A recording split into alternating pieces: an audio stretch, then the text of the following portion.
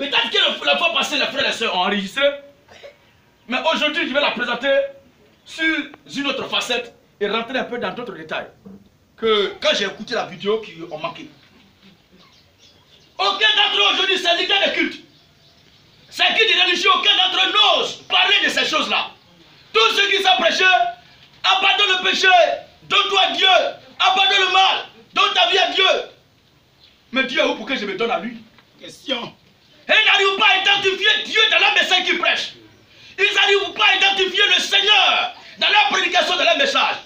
Mais c'est par ce message seul que nous prêchons là que nous arrivons à mettre en exergue tout ce qui se passe dans le monde religieux et mettre la gloire de Dieu en évidence.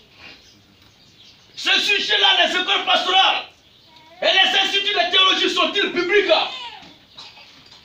Je veux que nous parlions de ce sujet-là. Parce qu'il y a beaucoup de choses aujourd'hui. C'est Bishop et Archibishop. Toute cette bande de disciples-là, eux tous sont passés par là. Et qui travaillent avec un diplôme signé et cacheté par la main d'un mortel pour être reconnu par Dieu pour aller exercer. Est-ce que l'apôtre Paul, pour exercer son ministère et aller dans une école pour étudier Dieu là-bas avant d'aller prêcher Dieu? Question. Alléluia. Hey. Je vais enlever ce manteau-là, ça me gêne un peu. Un pauvre, je ne sais pas s'il porte le costume, mais ils vont me dire, ok, vas-y. Ils vont me dire que je m'habille comme un riche. Pour eux, de ce sujet-là, regardez un peu dans tout le monde entier aujourd'hui. Tous les pasteurs, les prêtres, les monseigneurs, les curés, les vicaires, tous ceux qui sont appelés les éminents et grands hommes de Dieu aujourd'hui, aucun d'entre eux n'a présenté son message de monde sans passer par l'école pastorale. Et tous ce sont dans les liens, les chaînes, les codes de l'école pastorale, des instituts de théologie. Et le pire dans ça, quand ils quittent là-bas, c'est le plus ce que la Bible dit qu'ils prêchent. Mais ils enseignent maintenant ce qu'on leur a transmis dans les écoles pastorales, dans les séminaires, les moyens séminaires, les grands séminaires. Est-ce que l'école pastorale et les instituts de théologie sont-ils bibliques? Question. À part les écoles pastorales, à part les instituts de théologie, à part les grands séminaires, les moyens séminaires, à part la papauté, la papocratie, les régions papa, à part les scouts, à part les pasteurs, à part les bishops, les archibishops, et la gloire, l'honneur, Maranatha, Maranatha, on acclame le Seigneur de gloire.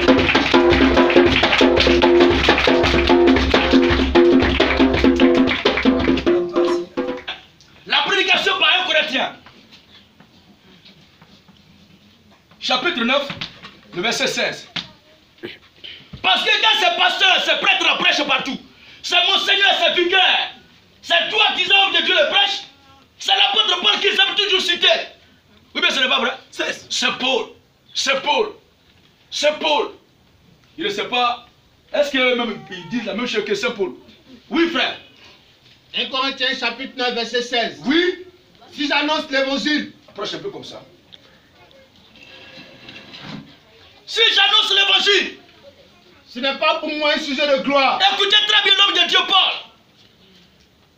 Il dit si j'annonce l'évangile, ce n'est pas pour moi un sujet de gloire. Car la nécessité m'en est imposée. L'apôtre Paul qui aime toujours citer, Saint Paul a dit que, l'homme de Dieu a dit que, l'apôtre Paul a dit que, c'est Paul qui est en train de nous dire que ce matin, que si j'annonce l'évangile, ce n'est pas pour moi un sujet de gloire. Car la nécessité m'en est imposée. La nécessité m'en est imposée. Et malheur à moi. Malheur à moi. Si je n'annonce pas l'évangile. Malheur à moi si je n'annonce pas l'évangile. Est-ce que s'il partait à l'école pastorale, s'il s'était levé lui-même pour aller se faire inscrire pour devenir homme de Dieu, est-ce qu'il peut dire que c'est une nécessité qui lui a été imposée? Quelqu'un qui se lève, ou pas de... Je vais faire descendre ce truc. Hein. Voilà. Quelqu'un qui se lève de lui-même. Qui? Oui, c'est la première fois. L'apôtre Paul dit ici j'annonce l'évangile. Ce n'est pas pour moi un sujet de gloire, mais la nécessité m'en est imposée. Quand il parle de nécessité, aujourd'hui, on parle d'entrée académique 2016, 2017, et les prétendants se lèvent pour aller se faire inscrire. Et c'est après l'inscription, il paie les documents pour aller étudier, et ensuite il va les composer. Et c'est celui qui admet maintenant qui va devenir homme de Dieu. Mais si c'est le cas, comprenons alors pourquoi est-ce qu'aujourd'hui, il traque les fidèles de la communauté. Parce qu'il a payé les documents de 500 000, 300 000, 200 000, 60 000. Il a payé son concours. Il a payé tout cela. Vous imaginez un peu quand les corps habillés, ils vont faire leur formation là. Quand ils quittent là-bas, là, ils sont sans pitié, ceux qui sont vécus là-bas, c'est ceux qui savent. Et c'est en fonction de ça qu'ils se conduisent dans la société. Alors toi qui ne veux pas faire ce qu'on leur a demandé de faire, directement tu connais ton sort. Et ces prêtres-là, ces soi-disant de Dieu, ils se comportent non pas comme les sortes de corps habillés, mais comme des chefs de guerre, comme des rebelles. Parce qu'ils agissent dans le seul souci de traumatiser le peuple et le dépouiller de ses biens. Le pasteur grossit. Et tous les fidèles sont comme brebis de balai. Le pasteur qui est homme de Dieu, comme il n'est pas un homme qui est appelé de Dieu, quand un fidèle a un problème, lui il s'assoit et lui dit, il faut faire 2 semaines de jeûne. C'est comme ça qu'il tue souvent les fidèles. C'est comme ça qu'il réussit à mettre le mal dans la vie des fidèles. Et qu'est-ce qu'il fait? Il va prier 1 jour, 2 jours, 3 jours, le fidèle, boum, il tombe. C'est pendant d'avoir l'hôpital, on demande à quoi? Non, le pasteur m'a dit de faire jeûne de 2 semaines. Une brebis qui vient déposer ses fardeaux au pied du Seigneur, et le Seigneur dit, va te laver toi-même. Va te purifier toi-même. Vous avez pas vu ça? Jamais. Il a dit, c'est l'homme de Dieu qui doit porter le fardeau du peuple sur son dos. C'est ça. Quand un fidèle a un problème, c'est le serviteur de Dieu qui doit se joindre à ce fidèle-là. Mais ce que toi-même tu es capable de faire, tu dis au fidèle de le faire. Ils ne peuvent pas rentrer dans cette voie du sacrifice-là, parce qu'ils ne sont pas appelés de Dieu. Ce sont des aventuriers. Ce sont des ouvriers d'iniquité. Ils sont venus à la chasse des primes. Paul dit, si j'annonce l'évangile, ce n'est pas pour moi sujet de gloire. Mais la nécessité m'en est imposée. Regardons encore ce que l'apôtre Paul va nous dire. Dans Actes chapitre 22.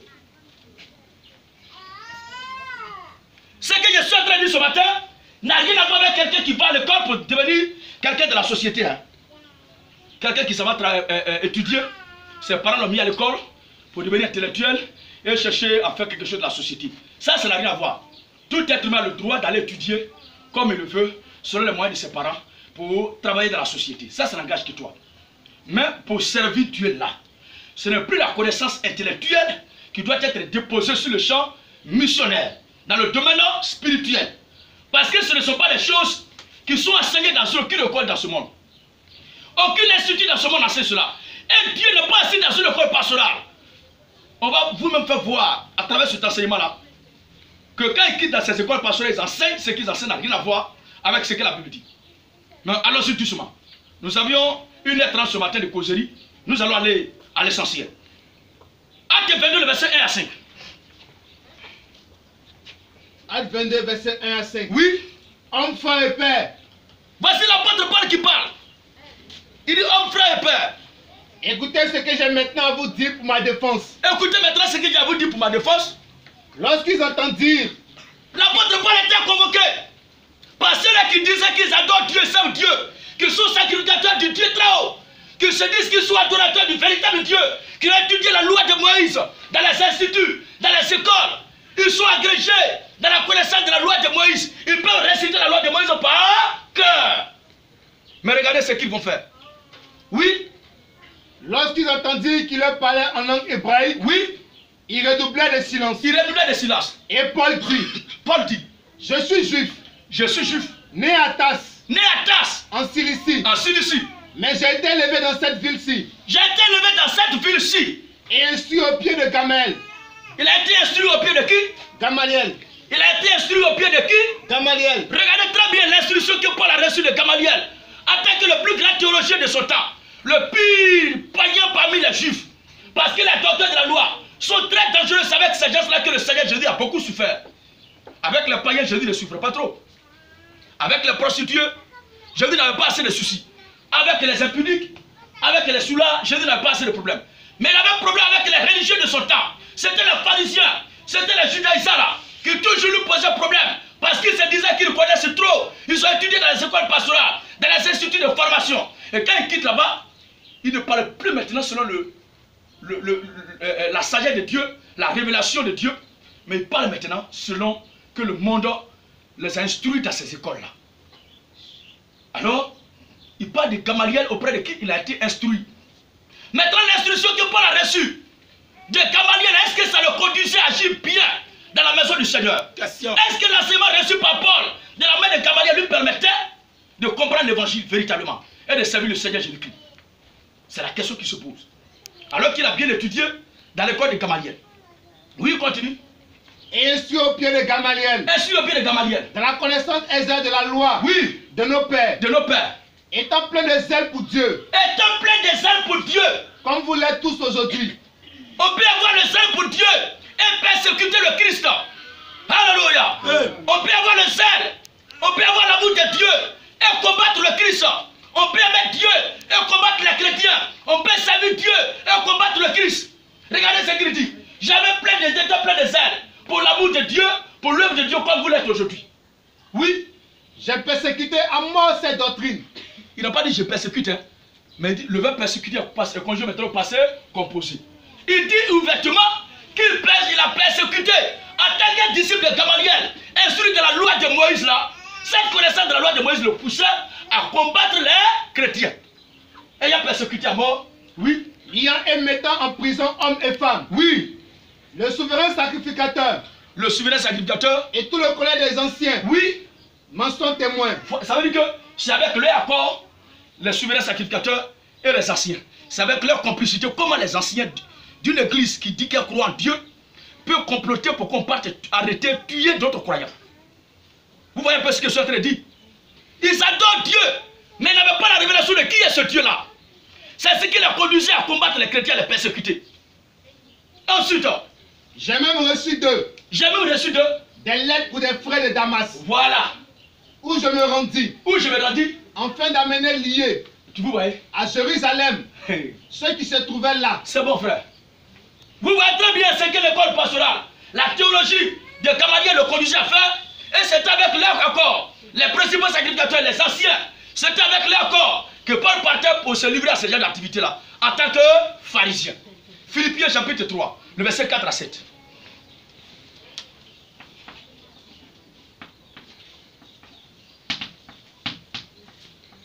Regardez très bien. Paul lui-même le confesse. Paul lui-même le reconnaît. Qu'ayant la connaissance de la loi, les diplômes théologiques, la connaissance exacte de la loi de Moïse, il n'a jamais accompli la volonté de Dieu. Il n'a jamais suivi le Christ. Il n'a jamais travaillé à son salut. Il a marché de la voie de l'égarement. Et ça le conduisait à agir mal. Il se répand. 1 Philippiens 3, oui. Verset 4 à 7. C'est ça. Mais aussi.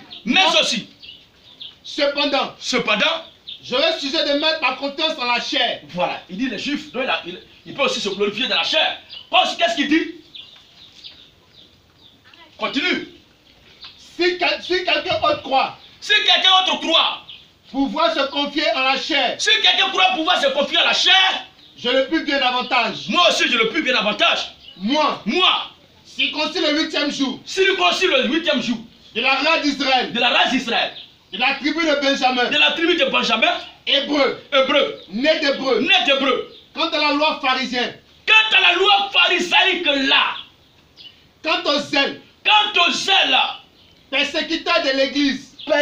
Il était pharisien qui avait été instruit de la loi, la connaissance de la loi de Moïse en tant qu'hébreu, né d'hébreu, juif, la connaissance théologique qu'il avait là, le conduisait à persécuter l'église. Cette connaissance-là n'avait jamais permis à Paul d'avoir la révélation de qui est Jésus pour croire lui être sauvé. Oh, c'est Jésus-Christ qu'il faut croire pour être sauvé. C'est la même chose aujourd'hui que ces pasteurs la font. C'est la même chose que ces prêtres la font. C'est la même chose que ces monseigneurs font. Que ces curés, ces bishops, archibishops font. Ils prêchent des choses qui sont étranges à la parole de Dieu. J'entendais un d'entre eux qui dit que Dieu a chassé Satan du ciel à cause de la dîme. Dieu a chassé Satan au ciel à cause de la dîme.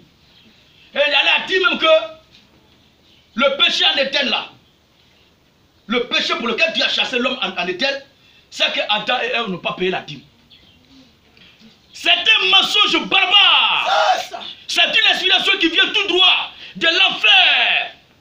C'est l'œuvre, le fruit de l'école pastorale. S'il se laissait conduire par l'Esprit de Dieu, s'il avait reçu par révélation ce qu'il enseigne là, il n'allait jamais confesser de telles choses. C'est-à-dire, il parle, il ne s'occupe même plus de ce que Dieu a dit. Continue, frère, jusqu'au verset 7. Quant au zèle. Persécuteur de l'église. Irréprochable. irréprochable. À l'égard de la justice de la loi. À l'égard de la justice de la loi. Mais ces choses-là, qui étaient pour moi des gains. Ces pasteurs aujourd'hui là, à cause de leurs privilèges dans les églises, ils sont payés à 300 000. Parce que quand ils quittent l'école pastorale, ils quittent maintenant un petit séminaire, grand séminaire, et qu'ils sont pasteurs, il a son salaire, il a sa maison, il a sa voiture, il est sponsorisé, il est soutenu, il est subventionné, il est payé par la direction de l'église qu'il a engagée. Quelle que soit la vérité de ce qu'on va dire, est-ce que lui va quitter là-bas? Il faut que ce soit véritablement une véritable semence de Dieu, un véritable fils de Dieu. Il faut que ce soit un prédestiné à la vie éternelle. Mais il regardait ces privilèges-là, ils sont accrochés à ça. Il y a un qui nous a écoutés avec munici. Il a dit que ce que vous dites est vrai. Mais si je quitte là-bas, là, vous allez payer ma maison, vous allez vous occuper de moi. Comme si c'était nous qui l'avions appelé. Si Jésus t'envoie, c'est que lui il a créé les conditions là-bas pour que les gens t'aident. Va seulement. Si tu es de partir, il faut partir. Devant là-bas, Dieu s'achètera. N'est-il pas écrit l'Éternel pourvoira? Mais eux aujourd'hui, ils ne vivent pas la foi. Ils vivent le matériel. C'est l'argent ou rien. Je suis venu, ce n'est pas faire de prière, onction, tout ça. C'est l'argent. C'est un homme de Dieu qui parle comme ça. Ils sont devenus les adorateurs du mammon, les adorateurs de l'argent. Ils cherchent le prix. Ils font des lotus. Il y a un comme ça, à Mputo, à côté des sols bénis. Il a une église là-bas, le lotus. Il y a 100 dedans dans le paquet là. Quand il est en train de prêcher, de la main, il prend ma pochette pour me suivre. C'est comme ça qu'il fait. Il y a un panier là. Il se suit, il dépose dedans. Il se suit, il dépose dedans. Et à la fin de la prédication maintenant, il dit l'onction est dedans. Et que chaque fidèle vienne avec 10 000 pour prendre une pochette. Pour partir avec l'onction. Et ça s'appuie sur le verset de Paul, où on appliquait le tissu Paul pour aller appliquer sur les malades pour les guérir. Mais est-ce que Paul vendait pour lui? Question. C'est là qu'il est tombé. C'est là qu'il a prouvé qu'il est un serpent. C'est là qu'il a démontré qu'il est un fils du diable. C'est là qu'il a démontré qu'il est un mandataire de Satan. Qu'il est au service du dragon. Parce que Paul ne commercialisait pas les lotus. Le linge qui était appliqué sur lui, jamais. Regardez encore. Paul le dit. L'homme de Dieu dit, j'ai regardé tous ces privilèges-là qu'on m'accordait là-bas. Parce qu'il occupait un gros rang. Étant sorti de l'institut de théologie. Devenu un grand pasteur, archibishop. J'avais des privilèges là-bas. Je ne pouvais pas les laisser. Mais il a dit, j'ai regardé toutes ces choses-là. Oui. Mais ces choses qui étaient pour moi des gains. Ces choses qui étaient pour moi des gains. Je les ai regardées comme une perte.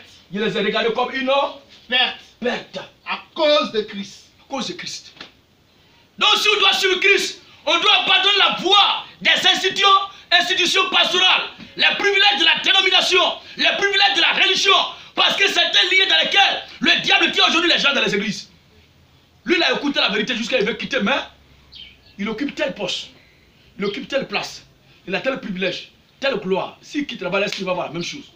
Et c'est comme ça, d'autres sont tétanisés.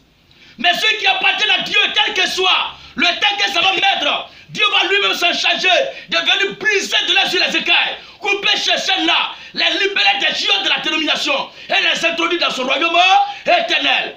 Alléluia. Amen. Regardez encore un peu quelque chose. Gamaliel, dont Paul a parlé là. Regardez où Gamaliel était. Acte 5, le verset 25 à 34. Regardez Gamaliel. Paul a parlé de Gamaliel, non? Regardez où Gamaliel était.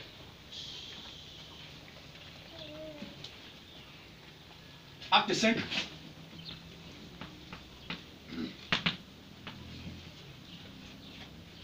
Le 4. Oui, 34 à 35. C'est ça. Vas-y. Commence. Mais un pharisien. Verset 25 à 34. Paul dit qu'il était dans l'école de Gamaliel. Regardez maintenant dans la discipline de Gamaliel ce qui se passe là-bas. Oui. Acte 5, verset 25 leur dit. Quelqu'un venait dire. Voici. Voici. Les hommes que vous avez mis en prison. Les hommes que vous avez mis en prison sont dans le temple. Sont dans le temple. Et ils enseignent le peuple. Écoutez bien.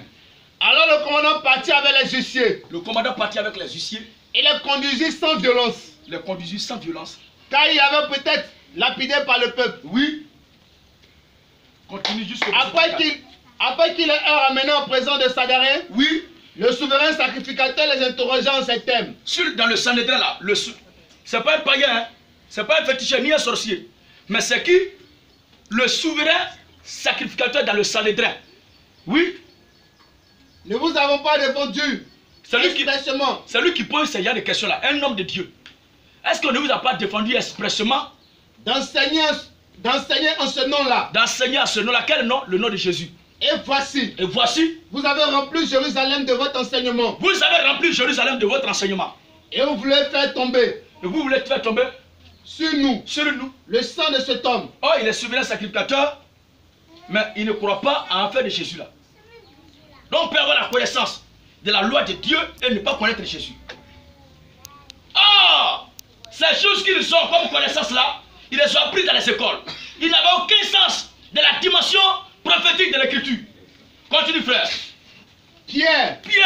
Et les apôtres répondirent. Pierre et les apôtres répondirent quoi? Il faut obéir à Dieu. Plutôt qu'aux hommes. Et c'est ce que Martin Luther disait. Le Dieu de nos pères. C'est ce que Martin Luther disait. Il dit les bons et juste pour un homme de Dieu, un enfant de Dieu, de se soumettre aux autorités.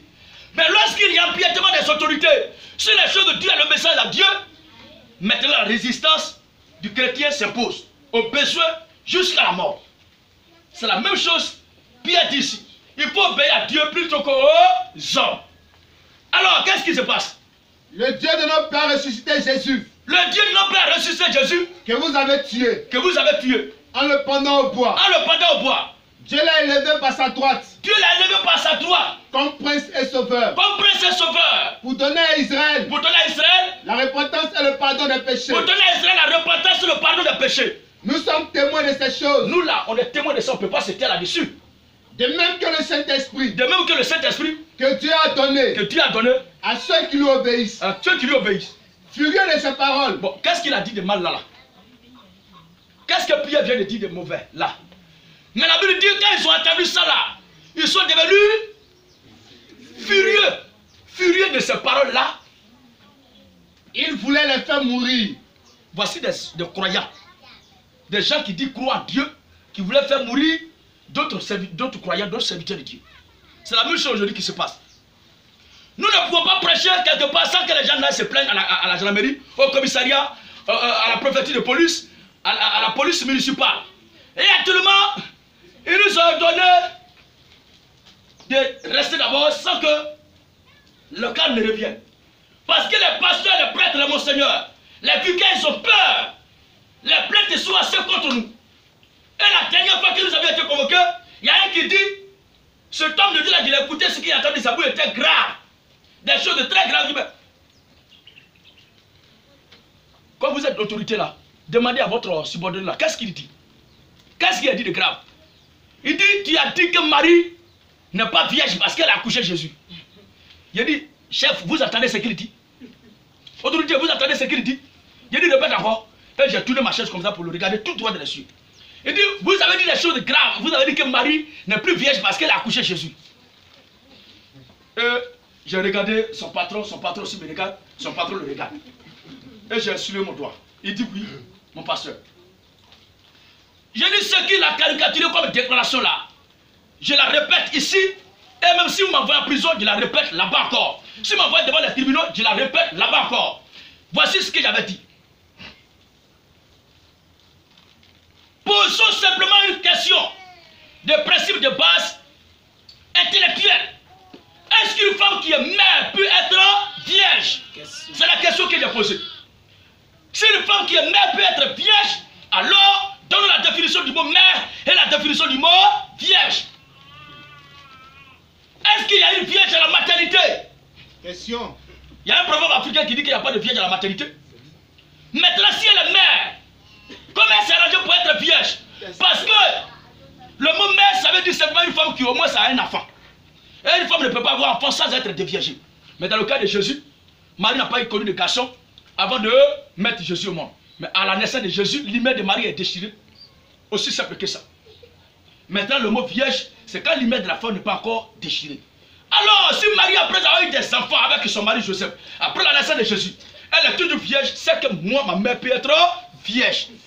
Vous qui m'écoutez aussi, vos mères peuvent être vierges. Il dit, c'est de sa déclaration que vous parlez. Et son supérieur dit, mais ce qu'il a dit là, où est le mal qui est là? Est-ce qu'il ne peut être vierge? Ce qu'il a dit là, c'est pas mauvais.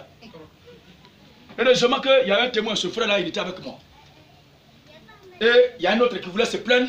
Que vous avez dit que ceux qui ne m'aiment pas Coco là, c'est pas Dieu. Donc c'est ça qui est déclaration grave. Vous attendez? Ils disent qu'on insulte les gens. Mais regardez, écoutez vous-même ça là, cette affaire. Regardez ce qu'il dit. Il dit que nous avions dit que tous ceux qui disent que Dieu ne doit pas mettre Coco sont diables. Je n'ai pas dit ça, je reprends. Comme c'est ma déclaration que j'ai tenue, et la vidéo même là, je reprends cette déclaration. Je dis tous ceux qui disent qu'ils n'aiment pas Coco et puis ils ne veulent pas manger, sous prétexte qu'eux-mêmes n'aiment pas Coco, ça ne va pas avec eux, c'est bien. Mais quand quelqu'un dit c'est Dieu qui a dit de ne pas manger Coco, il faut qu'il soit en mesure de montrer ça de la Bible. S'il ne montre pas ça de la Bible, c'est que c'est un menteur. Parce qu'aucun passage de la Bible ne nous dit de ne pas manger Coco. Quand il dit ça encore, lui aussi il a tourné vers la fenêtre. Il dit c'est à cause de ça là, vous plaignez que tous ceux qui se plaignent là, prenez simplement une seule déclaration de là où il a dit non de quelqu'un pour l'insulter. Vous avez peur d'affronter la vérité. C'est tout votre problème qui est là. Parce que ce travail que vous faites est un travail qui met à mal tous vos systèmes religieux. C'est tout ce qui vous fait trembler. Moi j'ai dit au pasteur de Cap venir. J'ai dit à ses prêtres de me trouver sur le champ d'évangélisation. Ce n'est pas dans l'église que je suis parti, ce n'est pas chez eux à la maison. Parce que s'ils le font, ils vont parler de violation à domicile. Ou bien obstruction au droit de culte. S'ils le font dans l'église. Alors sur les places publiques là-bas, qu'ils viennent, on va se croiser. Alors, il dit, pasteur, moi je n'ai rien contre vous. La dernière fois, vous avez dit qu'il y a une vidéo que vous voulez nous montrer. J'ai dit oui. J'ai mis la vidéo. Il a écouté jusqu'à lui-même, il avait oublié cette affaire-là même. Parce que le seul malheur des gens, c'est qu'il ne faut jamais dire, vous avez dit quoi? Si tu as demandé ça là, c'est fini. Le monsieur a regardé la vidéo jusqu'à... Et lui-même, il a mis pause. Parce que ce qui est développé dedans maintenant, il y a des cas on dit église baptiste, église anabaptiste, Foursquare, Mieso, Miepère, Miéter, catholique, Demaba, baptiste libre. S'il y a baptiste libre, c'est qu'il y a baptistes qui sont encore esclavagistes. S'il y a baptistes indépendantistes, c'est qu'il y a des baptistes qui sont encore dans les chaînes de l'esclavage. Maintenant, il y a des églises qui s'appellent FESI, Mesaxi. Ne soyez pas surpris d'un peu de temps d'attendre aussi LMP ou bien RHDP. Parce que ce nom va se déporter bientôt dans l'église. Et lui-même, il a arrêté la vidéo, il est tombé, il a commencé à dire quoi. Il dit, ah, mais c'est que ça là, c'est pas mauvais. Et la foule qui était là à acclamer. Il dit, vous voyez, il dit que toujours les gens se plaignent, voilà ça qui est là. Il dit, mais si c'est ça là, c'est pas mauvais. Il dit, mais c'est tout qui est là. Il dit, ok, comme madame la mère, elle est catholique, et il dit, elle est chrétienne. Entre griffes, précision. C'est-à-dire qu'elles me savent qu'est-ce que c'est ça. Mais ils ont peur. Mais nous sommes les porte-parole de savoir. Alléluia. C'est que les gens disent dans le secret, c'est ce que nous disons sur les toits. On n'a pas peur de dire ces choses. Plein à souffle. Mais ils n'ont pas le courage de parler de ça. Parce qu'ils ont peur de risquer la vie. Mais c'est Dieu qui enlève l'homme sur la terre. Vous avez demandé autorisation. Moi, j'ai accepté ça. J'ai fait votre autorisation. Vous avez demandé de fournir des papiers. Communicate, il a fourni ça, je vous ai donné. Alors, on va prêcher maintenant. Il dit non, affaire d'autorisation, mais on n'a pas laissé tout. Eux, ils pensaient que c'était l'autorisation là qui était le problème. Tout ce que vous voulez, on va faire, mais ne nous laissez pas seulement ouvrir la bouche. Quand on va ouvrir la bouche là, tous les alliés, tout ce que vous avez fait signer là, c'est comme ce chef d'État à l'époque qui disait, il l'a amené dans tel coin, il a signé tel décret, signé telle loi. Dès qu'il rentre dans ce pays, il dit, considérez que la constitution d'un pays souverain au-dessus de toute loi. Tout ce qui a été dit là-bas, je ne me reconnais pas à ça. Et les gens disent, oh, c'est un traître. Mais c'est un stratège, c'est une stratégie de bataille. Quand tu es en position de faiblesse, fais comme si tu as perdu. Mais dès que tu changes, alléluia. Alors c'est la même chose que nous sommes en train de faire. Il dit, non, s'il y a tel document, que ceux-là, ils ne sont pas la même chose que eux. Alors nous revenons à notre affaire. C'est la même chose qui se faisait. Et tous ceux qui nous accusaient, se réclamaient fidèles des communautés, fidèles des assemblées. Mais de façon extraordinaire, ne croient pas à ce que nous disons de la Bible. Nous disons encore, maintenant, les anciens, les patriarches de l'Ancien Testament. Mais continue un peu, Gamaliel, son nom va sortir d'abord. Furieux de ces choses. Quand Simon Pierre a fini de parler de la résurrection de Jésus, tout cela, il a exposé la bonne nouvelle en même temps. La Bible dit qu'ils sont devenus furieux, remplis de colère. Oui, ils voulaient les faire mourir. Ils ne voulaient même pas les chasser, mais les faire mourir. Voici des croyants que des pensées criminelles traversent la tête. Tous ceux qui savent la tuer. Oui. Mais un pharisien. Nommé Gamaliel. Docteur Docteur de la loi. Docteur de la loi. Donc il était avec eux. Il était dans ce lot-là. Oui. Estimé de tout le peuple. Il était estimé. C'était le plus agrégué. Quand il rentre en même temps, tout le monde prend son sac. Le docteur de la loi. Ou bien ce n'est pas écrit là-bas. Ce n'est pas n'importe qui. Donc il était dans ce groupe-là. Elle était capable de croire que ce que ces gens-là sont en train de faire là, ce n'est pas la vérité. Lui qui est bien placé de connaître la parole de Dieu, il ne savait rien de Jésus. Alors, comme la lecture est longue, on va revenir à l'essentiel. Nous prenons maintenant le cas de Noé, le prophète de Dieu. Est-ce que Noé était allé dans une école de prophète pour sortir prophète? Question. Aujourd'hui, tu ne peux pas devenir homme de Dieu sans aller dans ces écoles-là, sans passer par ces instituts de théologie. Mais notre Dieu les a triplés. Nous n'avions pas fait leur corps. Nous n'avions pas porté leur décret. Nous n'avions pas reçu leur diplôme. Nous n'avions pas reçu ce qu'ils appellent leur mention ou encore leur signature. Et nous prêchons le message authentique. Et cela les dépasse. Ils regardent jusqu'à là, ils disent, mais c'est parce que nous enseignons dans notre école pastorale. Ce qu'ils enseignent là, c'est quitter. Parce que tous, ils croient une même chose. Ils sont sur une même base. Oui. Genèse chapitre 6, le verset 8 à 15. Regardez un peu le cas de Noé, l'homme de Dieu. Permettez que je fasse un peu les retouches au niveau de ces serviteurs de Dieu là. Toutes ces images emblématiques dans le domaine de la foi de l'Ancien Testament. Et nous allons revenir ici dans le Nouveau Testament pour parler vous-même de voir comment est-ce que le ministère des disciples s'exerçait. Comment le Seigneur Jésus-Christ lui-même a commencé. Même Jean, le prophète, Baptiste. Jean-Baptiste. Comment Jean a commencé son ministère? Est-ce que Jean était dans une école pastorale? Quelqu'un qui a quitté Bruxelles pour là. Est-ce que pour que Dieu avoir quelqu'un a besoin de l'avoir dans une école? Puisque c'est Dieu qui enseigne. C'est Dieu qui instruit. Ce gars qui t'envoie là, est-ce qu'ils sont au-dessus de toi pour t'instruire? Alléluia. Oui, frère. Genèse chapitre 6. Oui. Verset 8 à 15. Mais Noé trouva grâce aux yeux de l'Éternel. Regardez bien. Il y avait les gens sur la terre, ils se multipliaient, ils faisaient tout ce qu'ils voulaient. Mais l'Écriture dit Noé a trouvé grâce aux yeux de l'Éternel. L'Éternel. Voici la postérité de Noé. Voici la postérité de Noé. Noé était un homme juste. Noé était un homme juste. Et intègre dans son temps. Intègre dans son temps. Noé marcha avec Dieu. Noé marcha avec Dieu. Noé engendra 3 fils. Oui. Sem, Cam et Japheth. Japheth. La terre était corrompue. La terre était corrompue. Devant Dieu. Devant Dieu. La terre était pleine de violence. La terre était pleine de violence. Dieu regardait la terre. Dieu regardait la terre. Et voici. Elle était corrompue. Elle était corrompue. Car toute chair avait corrompu sa voix sur la terre. Oui. Alors Dieu dit à Noé. Dieu dit à Noé. La fin de toute chose est arrêtée. La fin de toute chair est arrêtée. La fin de toute chair est arrêtée. Par devant moi. Par devant moi. Car ils ont rempli la terre de violence. Dieu commençait à parler à Noé. Mais ce que Dieu a dit à Noé là, c'était dans une école.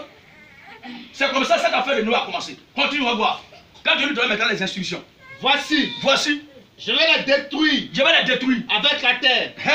Fais-toi une hache de bois. Fais-toi une hache de bois. Tu disposeras cette hache en cellules. Vous voyez, c'est Dieu maintenant qui est en train d'instruire Noé de comment est-ce qu'il doit procéder dans son ministère. L'âge de Noé, c'est quoi aujourd'hui? Qu'est-ce que l'âge de Noé aujourd'hui à notre temps? Question. Plein de savoir pas cela. Oh, là où je suis en train de vous parler, l'âge de Noé est au milieu de nous. C'est ça. Alléluia. L'âge de Noé est la personne du Seigneur Jésus-Christ sous la forme de ce message. Qui est le passage dans lequel tous les fils de Dieu, tous les fils et les filles de Dieu doivent monter pour être payés. Parce que dans plein de temps, Dieu va boucler sur les nations. Dieu va fermer les portes. Dieu va verrouiller tout. Et il va monter dans les cieux avec la clé. Quand ce monde va être jugé, va être baptisé du feu du jugement de Dieu pour détruire ses habitants. Alléluia. Il n'y aura plus personne qui va faire pitié. Parce que tout est scellé, terminé. Mais on ne doit pas mélanger les sujets. Nous ne prêchons pas sur l'âge de Noé. Alors, qu'est-ce que Dieu dit? Tu disposeras cette hache en cellule. Tu vas disposer cette hache-là en cellule. Et tu l'induiras de poids. Voilà. Au dedans et en dehors. C'est bon, frère. Donc, c'est Dieu lui-même qui se charge d'instruire Noé. Pour que Dieu lui dise ça, il a besoin d'aller faire 3 ans dans une école, sortir avec un diplôme. C'est quand Dieu n'envoie pas quelqu'un qui est oublié d'aller étudier, avoir un diplôme pour venir parler. Nous parlons encore du patriarche Abraham. Oh Dieu d'Abraham, oh Dieu d'Abraham. On va voir si Abraham a été dans ces écoles où ils sont partis là. Genèse chapitre 12, le verset 1 à 3. Oh Dieu d'Abraham, oh Dieu d'Abraham. Et on va voir comment pour la première fois Dieu a parlé à Jacob. Voici Jacob a été une fois dans une école pour sortir serviteur de Dieu. Oui. Genèse chapitre 12. Oui. Verset 1 à 3. 1 à 3 dit quoi? L'Éternel dit à Abraham. L'Éternel dit à Abraham. Va-t'en Dieu dit à Abraham, va-t'en de ton pays. Quelqu'un qui est assis en famille comme ça, un bon matin, il est en train de manger, boire, il joue avec ses frères, il est assis là, quelqu'un lui parle. Regarde ici, regarde. Va-t'en de ton pays. Ah, qui me parle là? Va-t'en de ton pays. Si c'est Dieu qui lui parle, si c'est Dieu qui l'envoie, il doit être en mesure de lui dire où il doit partir. Mais il y a des gens aujourd'hui qui chantent. Prends ma main et conduis-moi, Seigneur. Prends ma main et conduis-moi. Je ne sais pas comment marcher. Toi, tu ne sais pas comment marcher. Maintenant, le Saint-Esprit qui a dit que tu es lumière là, son travail, c'est quoi? Question. Tous ceux qui supplient Dieu d'attraper leur main pour marcher, vous êtes des possédés. C'est ça. La Bible dit que nous sommes la lumière du monde. C'est ça. Christ est le chemin. Donc si toi tu ne sais pas comment marcher, tu ne sais pas où tu t'en vas, il faut rejoindre Mahomet en Arabie Saoudite. Dans le désert brûlant là-bas, vous allez vous perdre dans un plein désert. Puisque lui il a dit, il ne sait pas où ça va. Il faut le rejoindre là-bas. Prends ma main, conduis-moi. Yakou. Christ a dit que je suis à vous. Et Paul dit, si je vis, ce n'est plus moi qui vis, mais c'est le Christ qui vit en moi. Maintenant, si toi maintenant, tu dis, il n'a qu'à attraper ta main pour te tirer, ça veut dire qu'il n'est pas en toi. C'est que c'est plus Christ qui marche par toi. Les gens ne savent même pas ce qu'ils disent. Il y a d'autres qui vont dire, je veux que Jésus soit mon Père, c'est là mon souhait. Ça, c'est le cantique que les gens chantent. Et on voit, ils chantent avec des larmes aux yeux, la main sur le cœur. Ils pleurent, je veux que Jésus soit mon Père. Un responsable de famille qui est en train de chanter comme ça. Jusqu'à son âge là, avec ses enfants qui sont derrière lui, les petits-enfants, il ne sait pas encore qui est son père. S'ils font pitié, ils ne savent pas ce qu'ils font dans ces communautés-là. Nous sommes là pour mettre à nu l'état de la dénomination, l'école pastorale, les instituts de théologie. Est-ce que c'est Dieu qui a institué cela? Est-ce que c'est Dieu qui a instauré cela? Dieu dit à Abraham, va-t'en pas de ton pays, oui. De ta patrie. De ta patrie. Et de la maison de ton père. Et de la maison de ton père. Dans le pays que je te montrerai. Dans le pays que moi, Dieu, je te montrerai. Est-ce qu'il a dit d'aller dans une école? Est-ce qu'Abraham avait un diplôme pastoral pour que Dieu le recrute à son service? Est-ce qu'Abraham avait un diplôme de prophète pour que Dieu le recrute à son service? Puisqu'aujourd'hui, c'est quand tu as un diplôme que Dieu t'appelle. C'est comme ça que la vocation là se passe. Si tu n'as pas de diplôme pastoral, diplôme de prophète ou bien d'apôtre, Dieu ne peut jamais t'appeler. Et ils sont conditionnés, il faut avoir un niveau intellectuel bien garni, bien étoffé. Et avoir bac plus pour être prêtre. Et quand ils quittent là-bas, ils baptisent les nouveaux-nés, des bébés, qui ne connaissent même pas leur père ni leur mère. Alors que Jésus a dit de baptiser celui qui croit. Nous disons à bas le baptême des bébés. À bas! Tout ce qui n'est pas conforme à la sainte doctrine doit être combattu. Alors, Dieu a parlé à Abraham, Abraham s'est levé, et Abraham est parti. Vous-même, vous lisez ça chaque jour dans vos églises. Mais vous ne vous posez pas la question, comment est-ce qu'Abraham a été appelé? Est-ce qu'il avait un diplôme avant que Dieu l'appelle? Ça ne vous dit rien. Le plus important, c'est Dieu a parlé à Abraham, c'est ce que vous saisissez. Et d'autres savants se fait appeler Abraham Élie. Pour dire qu'il a double onction. Il y a eu la l'onction d'Abraham et l'onction d'Élie. Une bande d'usurpateurs. Ils sont là pour séduire les gens. Nous lisons encore notre passage. Comment est-ce que Jacob, Genèse chapitre 28, Genèse 28, verset 10 à 16. Regardez un peu Jacob. C'est bon, ils ont déjà entendu.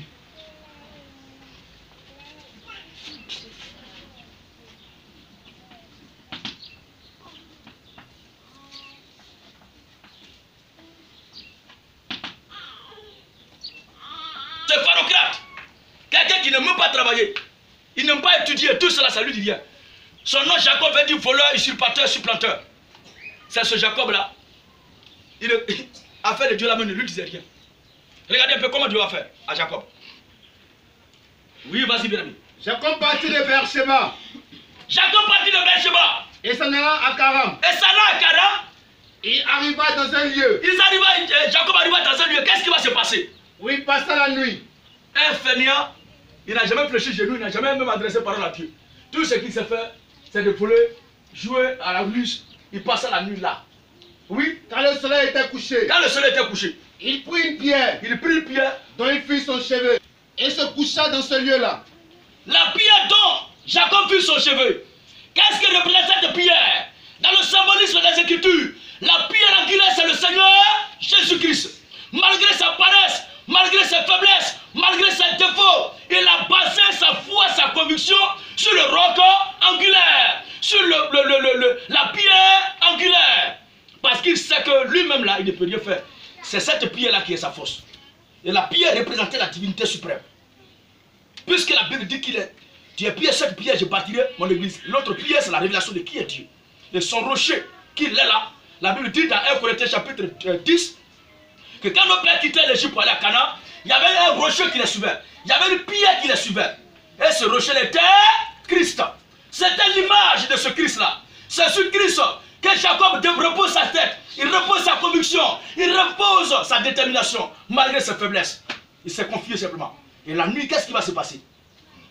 Il eut un songe. Il a eu un songe. Ah. Et voici. C'est pas pour cela que vous allez partir prendre un caillou pour mettre sur vos cheveux. Hein. Ça là, c'était inspiré. Un acte prophétique qu'il a posé.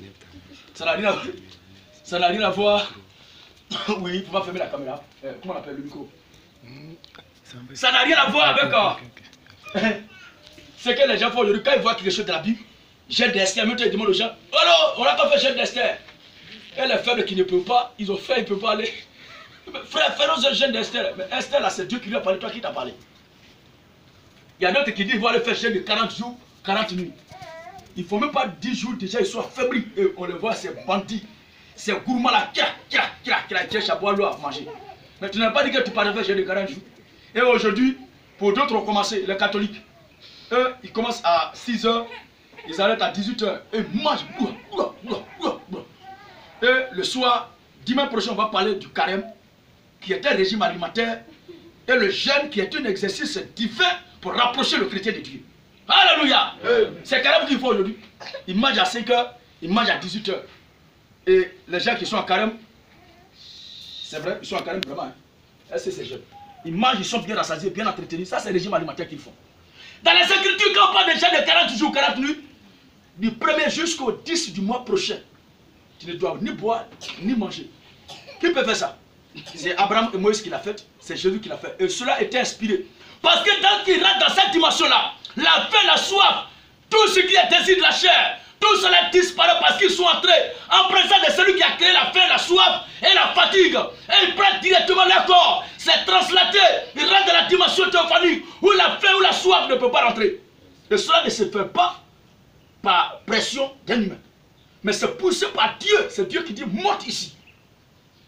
C'est Dieu qui lui dit monte ici. Et quand tu montes là-bas, la chair et le sang ne peuvent plus rien faire. Parce que la faim, la soif, là, c'est au niveau de la chair. Alors quand tu rentres là-bas, c'est fini. Tout cela disparaît. C'est ça, ils font. Le soir, tu le vois, leur visage est serré, on dirait un bouc noir qui a appris qu'on va le tuer pour le funérail de demain. Là, je sais pas, tu perds. Ton carême là, tu vas couper à quelle heure? Pour montrer, ah, moi mon carême là, il va prendre crédit dedans. Hein. Ça, c'est Dieu, il t'adore comme ça. Il va prendre crédit dedans, ça dit, au milieu devant là-bas là. Après tout ça là, après les 40 jours là, il va rembourser crédit de jeûne et prière. C'est la comédie. Celui-là, il avait faim. Il a bu toute la nuit, son ventre est crevé. Alors le bâtard qui le voit, il ne va plus. Ça va manger, il est rassasié, il a pris crédit de jeûne. Tu jeûnes, tu pries la célébration de qui? Ce n'est pas jeûne qu'ils font, c'est carême qu'ils font. Alors nous revenons à notre sujet. Abraham, son cas est clair. Maintenant Jacob. C'est dans le sommet de Jacob, ce fainéant, ce paresseux-là, que quelque chose se passe. Oui, il eut un songe. Il eut un songe. Et voici. Une échelle est appuyée sur la terre. Oui. Et son sommet touchait le ciel. Et le sommet de l'échelle touchait le ciel. Et voici. Les anges de Dieu. Montaient et descendaient par cette échelle. Parce qu'il y avait quelqu'un là qui appartient à Dieu, à qui Dieu doit venir maintenant parler, dire une parole, confier une mission. Jacob étant destiné à manifester cette dimension de serviteur de Dieu là, Dieu maintenant voit ses serviteurs, les anges, et lui-même il vient confirmer sa présence au côté de son serviteur. Il était dans quelle école pastoral, puis Dieu lui a parlé, dans son sommeil. Continue frère. Et voici. L'Éternel se tenait au-dessus d'elle. Oui. Et il dit, je suis l'Éternel. Le Dieu d'Abraham. Est-ce qu'il a dit le Dieu de Jean-Paul II? Question. Le Dieu qui parle des instituts de formation? Question. Je suis le Dieu de vicaire? Question. Du vicaire sur l'île? Question. Il dit je suis le Dieu d'Abraham, le Dieu d'Isaac et de Jacob, le Dieu qui nous a donné, le Dieu des Juifs. Il n'est pas le Dieu des Romains. Les Romains ne connaissent pas Dieu. Les Romains ignorent Dieu. Ce sont des polythéistes, ils croient à l'existence de plusieurs dieux, à une multitude de divinités. Mais le Juif nouveau et le Juif ancien croient à l'existence d'un seul Dieu. Un Dieu suprême, un Dieu unique en son genre, qui a manifesté sa gloire sur la terre des hommes et révélé en la personne du Seigneur Jésus-Christ. On ne peut pas laisser ça de côté. Je vous salue Marie, pleine de grâce, le Seigneur est avec vous. Ça, c'est le Saint-Esprit qui est en train de faire ça. Oh, la Bible dit, nous ne savons pas ce qu'il faut dire dans nos prières. Mais c'est poussé par le Saint-Esprit que nous disons des choses par des soupirs inexprimables. Est-ce que récitation, les coordonnées de juxtaposés, récital qu'ils font là, sont bibliques? Est-ce que ça c'est inspiré? Quelque chose qu'il a prémédité. Tu vas dire que c'est inspiré. Dites que c'est préparé, est-ce que c'est inspiré? Oui. Je suis l'Éternel. Je suis l'Éternel. Le Dieu d'Abraham. Le Dieu d'Abraham, ton père. Et le Dieu d'Isaac. Et Dieu est le Dieu d'Isaac. La terre sur laquelle tu es couché. La terre sur laquelle tu es couché là. Je la donnerai à toi. Voilà. Et à ta postérité. Voici tout ce que Dieu est venu lui dire. Il n'a pas besoin d'une école. Il n'a pas besoin d'une formation. Dieu était venu simplement pour lui dire ça. Ah, mon petit, ça là, c'est pour toi. C'est tout. Il n'a pas besoin d'un enseignement long, de composer et être admis. Et il y a d'autres gens qui sont serviteurs de Dieu pour la retraite. Des serviteurs de Dieu retraités qui vont prendre leur passion à la CNPS. Mais vous n'êtes pas des chrétiens. Vous n'êtes pas des serviteurs de Dieu. Vous êtes des fonctionnaires engagés de l'État. Et qui paye cet argent-là? Ce sont les pauvres fidèles. Ce sont les pauvres fidèles. Ils vont les dépouiller. Les dépouiller. Le peuple pleure. Et la prophétie qu'il a donnée la semaine passée n'est pas accomplie aujourd'hui à cause de Dieu avec une autre prophétie. Frère, je vois la clé d'une maison sur ta tête. Sœur, lève-toi, il y a la clé de la maison sur la tête. Mais quelle sœur dit son nom? Mais qui est fou, qui ne veut pas créer des maisons? Chacun va lutter maintenant, il essaie. Prends la clé. Prends. Si tu l'as saisi, il faut Dieu maintenant s'aimer pour que cela puisse pousser. L'objectif, c'est que tu dois donner l'argent. Alors tu viens s'aimer sur les maisons là pour que ça pousse. Une bande d'arnaqueurs. Ce sont des arnaques spéciales inventées par ces bandits déguisés en posture de serviteurs de Dieu. Vous m'excusez beaucoup, mais je suis obligé. Il n'y a pas deux manières de traiter celui qui prend ce qui ne lui appartient pas des voleurs. Je ne peux pas faire autrement. Un menteur est un menteur et le mensonge c'est du diable. Alors, il faut que nos frères et nos sœurs qui sont sous la colonisation, sous l'oppression de ces chefs de guerre, de ces puissants de destruction, de ces esprits budgétivores, de ces gouffres budgétaires, alléluia, soient délivrés de ces liens-là. C'est ça. Oui. Ta postérité sera comme la poussière de la terre. Oui. Tu t'étendras à l'Occident et à l'Orient. C'est la réaction de Jacob. Au Septentrion et au Midi. Oui. Et toutes les familles de la terre seront bénies. C'est pas ce que Dieu a dit à Abraham. C'est pas ce que Dieu a dit à Jacob, à Isaac. Pour dire ça à Jacob, il va aller étudier dans l'école. C'est la même chose que vient dire. C'est pourquoi les trois ne pouvaient pas se contredire. Mais seul l'autre va dans une école, l'autre aussi va dans une autre école. Quand ils quittent là-bas et puis les deux se mettent à prêcher, c'est la contradiction entre eux. Ils ne peuvent plus s'entendre. Parce que l'autre a un esprit, l'autre aussi a un autre esprit. Et les deux, quand ils se croisent, jamais ça ne va pas aller.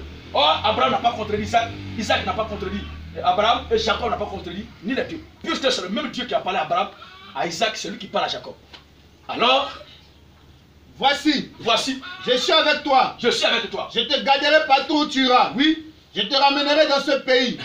Car je ne t'abandonnerai point. Je ne veux pas t'abandonner. Je n'ai exécuté ce que j'ai dit. Oui. Jacob s'éveilla. Regardez très bien, Dieu fait la promesse d'être avec lui partout. Jésus-Christ ne nous a-t-il pas dit qu'il est avec nous jusqu'à la fin du monde? C'est ça. Est-ce qu'il n'a pas dit cela? C'est ça. Il dit, je suis avec vous jusqu'à la consommation des siècles. Il a dit encore, là où 2, 3 soient selon mon nom, je suis au milieu d'eux. C'est le même Jésus-Christ qui parle ici à Jacob. Alléluia. Mais aujourd'hui, plein ne savent pas.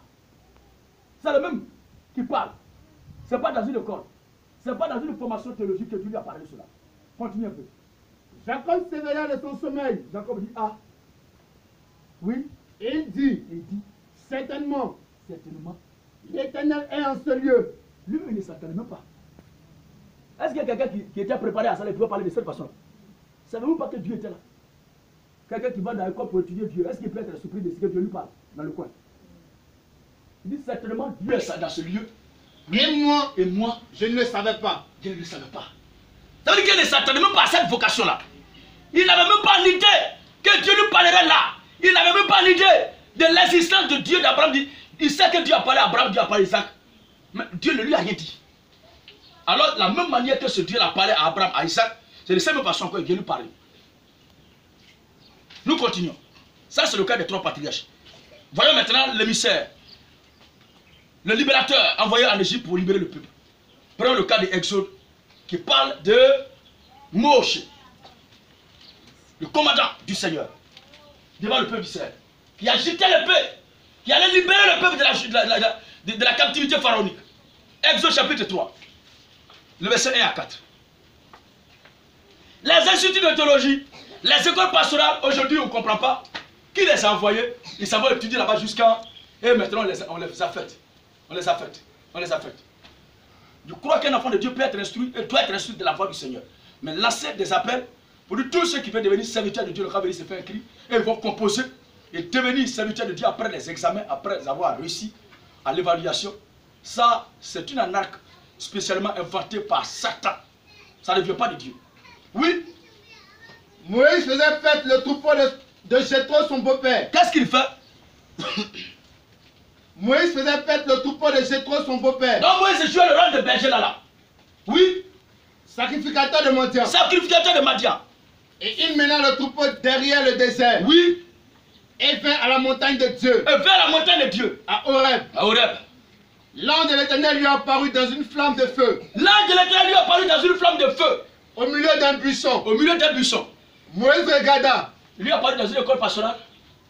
Dans une institut de théologie. L'ange de l'Éternel lui apparut dans une flamme de feu. Dans une école de formation. Dans une flamme de feu. Dans une flamme de feu. C'est mon frère. Vous lisez la suite après, vous verrez très bien que c'est là que Dieu a parlé à Moïse. Mais quand Moïse devait être envoyé par Dieu, au chapitre 4, maintenant le verset 10 à 13, voilà l'évidence. Regardez un peu ce que Moïse fait. Regardez ce que Moïse dit. Si c'est quelqu'un qui a fait une formation, qui a fait une étude, qui avait son diplôme et qui attendait maintenant d'être affecté. Regardez la réaction de Moïse. Exode 4. Exode 4. Verset 10 à 13. Verset 10 à 13 dit quoi? Moïse dit à l'Éternel. Moïse dit à l'Éternel. Ah Seigneur. Ah Seigneur. Je ne suis pas un homme. Je ne suis pas un homme. Qui a la parole facile. Qui a la parole pas facile. Et je n'ai ni d'hier. Oui. Ni d'avant-hier. Ni d'avant-hier. Ni même depuis que tu parles. Ni même depuis que tu parles à ton serviteur. À ton serviteur. Car j'ai la bouche de la langue embrassée. C'est un homme qui... Lui-même, il n'avait pas confiance en lui. Il dit qu'il ne peut pas faire ce travail-là. Alors, l'Éternel lui dit, si c'est un homme préparé à devenir prophète, qui avait déjà son diplôme prophétique, et qui attendait d'être affecté, il faisait quoi en bouche là-bas? Et Dieu va lui parler de cette façon, lui aussi raisonne comme ça. Ensuite, l'Éternel lui dit, qui a fait la bouche de l'homme? Qui a fait la bouche de l'homme? Et qui rend muet? Qui rend muet? Ou sourd? Ou sourd? Voyant? Voyant? Ou aveugle? Ou aveugle? N'est-ce pas moi? N'est-ce pas moi? L'Éternel? Oui. Va donc. Va donc. Je serai avec ta bouche. Je ferai quoi? Je serai avec ta bouche. Voici comment Dieu accompagne son serviteur. Non pas avec un diplôme pastoral, non pas avec une formation, avec une composition à l'appui, mais je serai avec ta bouche. C'est Dieu qui accompagne son serviteur avec sa bouche. C'est tout. C'est tout. C'est l'essentiel qui est là. Et ce fut le cas de Jérémie, chapitre 1, le verset 4 à 5. Souffrez ce matin que je vous parle de tout ce cas-là. Parce que si c'est un seul exemple, ils vont dire, oh, mais eux tous, il n'y a pas quelqu'un qui est passé là-bas à l'école pastorale. La voie qu'ils ont empruntée pour devenir aujourd'hui serviteur de Dieu là, cette voie-là n'a pas été empruntée par nos amis. Jérémie chapitre 1, le verset 4 à 5. Jérémie chapitre 1, le verset 4 à 5. Oui, il faut lire là, oui. Va donc. Va donc. Je serai avec ta bouche. Vous n'avez pas fini ce verset. Je serai avec ta bouche. Et je t'enseignerai. Je t'enseignerai. Moi, Dieu, je t'enseignerai. Ce que tu auras à dire. Je t'enseignerai ce que tu auras à dire. Voici comment l'appel de Dieu se fait. Voici comment Dieu parle à ses serviteurs. Voilà comment Dieu appelle ses moines. Ce n'est pas dans une école pastorale après un diplôme. Après avoir composé, étudié des années, il reçoit maintenant un diplôme signé par la main d'un impie. On dit, bon, tu es reconnu maintenant par le ciel et la terre que tu es serviteur de Dieu. Vas-y. Nous lisons dans Jérémie maintenant. Chapitre 1, le verset 4 à 5. Et tous, maintenant on va voir si on devient serviteur de Dieu ou bien on est serviteur de Dieu. On a cité tous ces cas-là. Maintenant, ceux qui se manifestent, quand Dieu les appelle là, ils sont nés avec ça ou bien ils sont devenus cela. Jérémie va nous éclairer. Jérémie chapitre 1. Pas du moins Jérémie, mais l'Esprit du Seigneur va nous éclairer par Jérémie. Pardonnez-moi pour cette déviation flagrante verbale. Oui. Jérémie chapitre 1. Jérémie chapitre 1. Verset 4 à 5. Oui. La parole de l'Éternel me fut adressée en ces mots. La parole de l'Éternel me fut adressée en ces mots. Avant que je t'eusse formé. Avant que je t'eusse formé. Dans le vent de ta mère. Je te connaissais. Oui, je te connaissais. Et avant que tu fusses sorti. Avant que tu fusses sorti. De son sein. De son sein. Je t'avais consacré. La consécration au service divin, à l'apostolat, à la mission, au ministère, c'est depuis le sein maternel. Parce que la Bible dit que nous sommes une partie des membres de Dieu. Nous sommes de la semence de Dieu. Nous étions dans l'éternité avec notre Dieu. Et avec le temps, nous sommes détachés de lui. Et jetés, précipités sur cet état des hommes. Maintenant, Dieu descend pour manifester notre nature de fils de Dieu. Pour manifester les ministères, les talents, les qualités qu'il a mises à nous avant la fondation du monde, afin que nous puissions les exprimer. Mais eux, comme ces choses ne sont pas en eux, qu'est-ce qu'il faut faire? Il faut passer par des voies détournées à l'hybride. La voie de l'hybridation. Oui. Avant que je t'eusse formé dans le ventre de ta mère. Donc c'est Dieu qui l'a formé dans le sein maternel. Je te connaissais. Je te connaissais. Et avant que tu fusses sorti de son sein. Il y a des gens qui disent aujourd'hui, Dieu me dit qu'il y a quelqu'un ici. Ce matin, il y a l'esprit de mort qui plane sur toi. Si tu es là, frère, lève-toi, il ne faut pas hésiter. Sœur, si tu es là. Si tu es là, frère, sœur, si tu es là. Maintenant, chacun va s'interroger. Et tu vas aller maintenant dans ta subconscience fouillée. Si tu n'as pas fait cauchemar cette nuit-là, alors tu te lèves. Parce que chacun a peur de la mort. Si tu as un petit mal de tête ou bien une petite douleur, on dirait que c'est ça là que l'homme de Dieu a vu. Homme de Dieu, je suis là.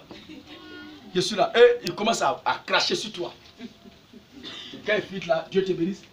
Il a regardé tout récemment. Il y a une femme qui a fibré son ventre comme ça. Et il dit, ce ventre-là, il va le casser ce matin. Viens, viens, viens, viens. Et la femme, elle s'est levée, elle est venue. Il a prié sur le ventre-là. Pou, pou, pou, pou. La femme, il a genoux les pieds, il m'a comme ça. Il a fini de faire ses griva-griva, il a. La glace, toute l'assemblée est devenue silencieuse. Et il y avait quand même des hypocrites. Comme ça. Mais votre qui dit qu'il va casser là, c'est pas cassé. Vous acclamez quoi? Question. Et la pauvre dame est retournée dans sa misère. Ça, c'est une arnaque spéciale. C'est ça qu'on appelle le matraquage verbal. Le matraquage subconscientiel. C'est-à-dire qu'il joue sur votre conscience, sur votre subconscience, pour que vous soyez totalement tétanisé par son envoûtement. Et une fois que le peuple arrive à ce stade-là, ce que la Bible dit n'est plus la préoccupation du peuple. Il ne s'occupe plus de ça. L'homme de Dieu a parlé, Dieu m'a béni. Terminé. Dieu ne bénit pas comme ça. Oui, frère. Avant que tu fusses sorti de son sein. Avant que tu fusses sorti de son sein. Je t'avais consacré. Je t'avais consacré. Je t'avais établi prophète des nations. Je t'avais établi prophète des nations. Je t'avais établi déjà prophète des nations. Un tel individu-là, il va aller dans quelle école? Mais continue un peu, regarde un peu la réaction de Jérémie. Je répondis. Je répondis. Ah, Seigneur éternel. Il a eu la même réaction que Moïse. Il a eu la même réaction que Moïse. Il a la même réaction que Jacob. Comme Abraham aussi qui ne savait pas. Jérémie a la même réaction que ces gens-là, ces anciens. Il dit, ah Seigneur éternel. Oui, voici. Voici. Je ne sais point parler. Quelqu'un qui a un diplôme dans un domaine, on peut dire, on vient te recruter maintenant. On vient te recruter maintenant. Est-ce que ce dernier-là peut se mettre là et dire, mais tu as ce diplôme pour ça, pourquoi? Il dit, non, je ne sais pas parler. Mais comment tu t'es arrangé pour avoir le diplôme alors? Ça veut dire que Jérémie ne s'y attendait pas. Il ignorait qui il était. Il s'ignorait. Il ne savait pas que Dieu lui confierait un jour ce travail-là. Mais quand Jérémie a entendu cela, ah Seigneur éternel, oui, voici. Voici. Je ne sais point parler. Je ne sais pas parler. Car je suis un enfant. Car je suis un enfant. Et l'Éternel me dit. L'Éternel me dit. Ne dis pas. Ne dis pas. Je suis un enfant. Il ne faut pas dire cela. Car tu iras vers tous ceux. Tu iras vers tous ceux. Auprès de qui je t'enverrai. Auprès de qui je t'enverrai. Et tu diras. Tu diras. Tout ce que je t'ordonnerai. Tout ce que moi, Dieu, je vais te... Vous savez que c'est Dieu qui ordonne toujours à ses serviteurs. Pour qu'ils parlent. Oui. Ne les crains point. Ne les crains point. Car je suis avec toi. Je suis avec toi. Pour te délivrer. Voilà. Dit l'Éternel. C'est bon, frère. Maintenant, ce Jérémie, dans l'exercice et la fonction, quand Dieu lui a parlé comme ça, il ne parlait dans une école pastorale, il ne parlait dans une école de formation, il n'a pas eu de diplôme, ni d'agrégation, en théologie, dans les enseignements judaïques, et il est sorti pour aller prêcher. Regardez maintenant la réaction, l'indignation de son peuple. Ceux à qui il allait parler, regardez la réaction. Jérémie chapitre 26. Oh Seigneur. Pourquoi ici? Et c'est comme ça, il nous traite toujours. Jérémie chapitre 26, verset 7 jusqu'au verset 16. Regardez comment ils ont traité l'homme de Dieu. Regardez comment ils ont traité le serviteur de Dieu. Alors qu'il était mandataire, reconnu par le ciel et la terre. Il avait reçu le mandat d'aller prêcher l'évangile, d'aller parler à ses frères, d'aller parler à ses soeurs, de revenir à de meilleurs sentiments. Mais quand il a parlé de la part de ce Dieu-là, il disait qu'il croyait en Dieu aussi comme lui. Mais regardez la réaction. Jérémie chapitre 26. Oui. Verset 7 à 16. C'est ça. Les sacrificateurs, les sacrificateurs, les prophètes et tout le peuple entendit Jérémie prononcer ces paroles. Oui. Dans la maison de l'Éternel. Dans la maison de l'Éternel. Reprends encore. Qui était là? Les sacrificateurs. 1. Sacrificateurs. Les prophètes. 2. Prophètes. Oui. Et tout le peuple. Ensuite, tout le... ne pas dire... l'ensemble de tous ceux qui croyaient en Dieu. Il y a même des sacrificateurs. Ils sont sacrificateurs de qui? Du Dieu très haut. C'est les sons prophètes de qui? Du Dieu très haut. Ce peuple-là adore qui? Le Dieu très haut. Ils sont fidèles du Dieu très haut. Mais la voie qu'eux ils ont empruntée pour devenir ça là, ce n'est pas la même voie qui a été conseillée par la Bible. Et ils ont fait les formations théologiques, l'école pastorale. Ils ont été formés, instruits dans la loi. Ils ont été enseignés dans la loi de Moïse. Alors ils sont assis et ils regardent Jérémie maintenant. D'ailleurs, même depuis nous, là, on ne te voit pas dans notre enseignement. Et puis, c'est lui qui veut parler. Alors, écoutons, on ne sait jamais. Entendez Jérémie prononcer ces paroles dans la maison de l'Éternel. Oui, c'est pas dans la maison du diable, mais dans la maison de l'Éternel. L'Éternel. Et comme Jérémie achevait de dire, tout ce que l'Éternel lui avait ordonné de dire, qui lui avait ordonné cela? Tout ce que l'Éternel lui avait donné de dire. Ça veut dire que si ce peuple qui était là avec les prophètes, les sacrificateurs, était au service de l'Éternel, était au service du véritable Dieu, dans la sincérité comme il le croit, s'ils ont prêté le vrai chemin, s'ils sont rentrés par la véritable voie par excellence, qui accèdent à la révélation parfaite de la voix de Dieu, quand Jérémie allait parler, ils allaient tous se lever pour acclamer. Mais regardez la réaction, quand Jérémie a fini de parler, les sacrificateurs, les prophètes, et tout le peuple, se saisit de lui, en disant, tu mourras. Voilà. Au lieu de dire amen, la parole de Dieu qui vient de donner là, au lieu de dire amen, ils vont dire, tu vas mourir toi là. Parce que ce que tu dis là, nous n'avons pas appris ça dans nos écoles ici. Il fuit dans l'être. Qui a enseigné ça une fois? Ce qu'il a dit là, qui a enseigné ça? Ce qui vient de dire ici, qui a enseigné? Non. Mais est-ce qu'il a un diplôme même? Est-ce que vous le reconnaissez? Non. Bon, attrapez-le, tuez-le. Or, la Bible dit que c'est la parole de l'Éternel qu'il a annoncée. Ensuite, pourquoi prophétises-tu? Au nom de l'Éternel. En disant, cette maison sera comme Silo. Pour eux, le mal ne peut jamais venir de Dieu. Quand nous disons que Dieu est à la base du bien et du mal, les gens disent c'est diable, Satan. Ils nous traitent de Satan. Parce que pour eux, Dieu est trop bon, il ne peut pas faire le mal. Mais le mal et le bien viennent de Dieu. Alléluia. Le bien et le mal viennent de Dieu. Satan n'est pour rien. C'est ce que l'homme de Dieu a dit. Il y a un malheur qui viendra de la part de Dieu s'abattre sur cette maison, elle sera comme Shiloh. Mais pourquoi tu peux prophétiser au nom de l'Éternel, de Dieu amour, le Dieu miséricordieux, le Dieu compatissant, ces paroles-là? Jérémie, toi aussi. Nous t'aimons quand même, mais il ne faut pas exagérer. Oui. Pourquoi prophétises-tu au nom de l'Éternel? Au nom de l'Éternel. En 17, verset 10 à 15. Amos chapitre 7. 10 à 15. Le verset 10 à 15. Oui. Alors, Amathias, prêtre de Bethel. Prêtre de Bethel. Fit dire à Jéroboam. Il est prêtre de qui? De Bethel. Mais il est au service de qui? Satan. C'est un prêtre de Dieu. Oui. Fit dire à Jéroboam. Oui. Roi d'Israël. Amos conspire contre toi. Amos le quoi? Amos conspire contre toi. Voici un prêtre de Dieu qui dit au peuple qu'un prophète conspire contre lui. Parce que le message que Amos annonce là est contraire à ce qu'ils disent. Quand nous disons que tous ceux qui ont été baptisés étant bébés quittaient ces églises là, venez prendre vos baptêmes. Ça c'est un complot pour faire tomber notre église. Alors il faut qu'on prenne des mesures drastiques pour traquer cet individu là. Oui. Amos conspire contre toi. Au milieu de la maison d'Israël. Au milieu de la maison d'Israël. Le pays ne peut supporter toutes ces paroles. les paroles de l'homme de Dieu ne peuvent être supportées par tout le pays. C'est comme à Jacquesville ici là. Tout ce que nous prêchons ne peut pas être supporté partout. Jamais. Mais c'est ceux qui appartiennent à Dieu que cela réjouit le cœur et qui applaudissent. Mais tous les leaders de culte, les responsables des communautés, les leaders paroissiaux, les clergés des chapelles, ils sont traumatisés, ils sont dans le tourment quand ils entendent ce message-là. Quand ils nous écoutent parler, qu'on leur dit question-réponse, tout ce qu'ils trouvent, on va vous frapper, on va vous tuer. Mais vous êtes animé de quel esprit? Est-ce une manière d'annoncer que c'est vous qui avez crucifié le Seigneur Jésus? On vous dit que vous adorez Jésus. Maintenant vous dites, venez, on va écouter la parole de Jésus. Non, on va te tuer, on va te frapper. Bande de possédés. Alors, voici ce que dit Amos. Voici ce que dit Amos. Joram mourra par l'épée. Parce qu'il a dit ce que Dieu lui a dit. Oui. Et Israël sera emmené captif loin de son pays. Oui. Et Amos dit à Amos. Amos dit à Amos. Homme à vision. Homme à vision. Va-t'en. Pardon Dieu. Nous on n'a rien contre toi. Moi il n'a rien contre toi personnellement.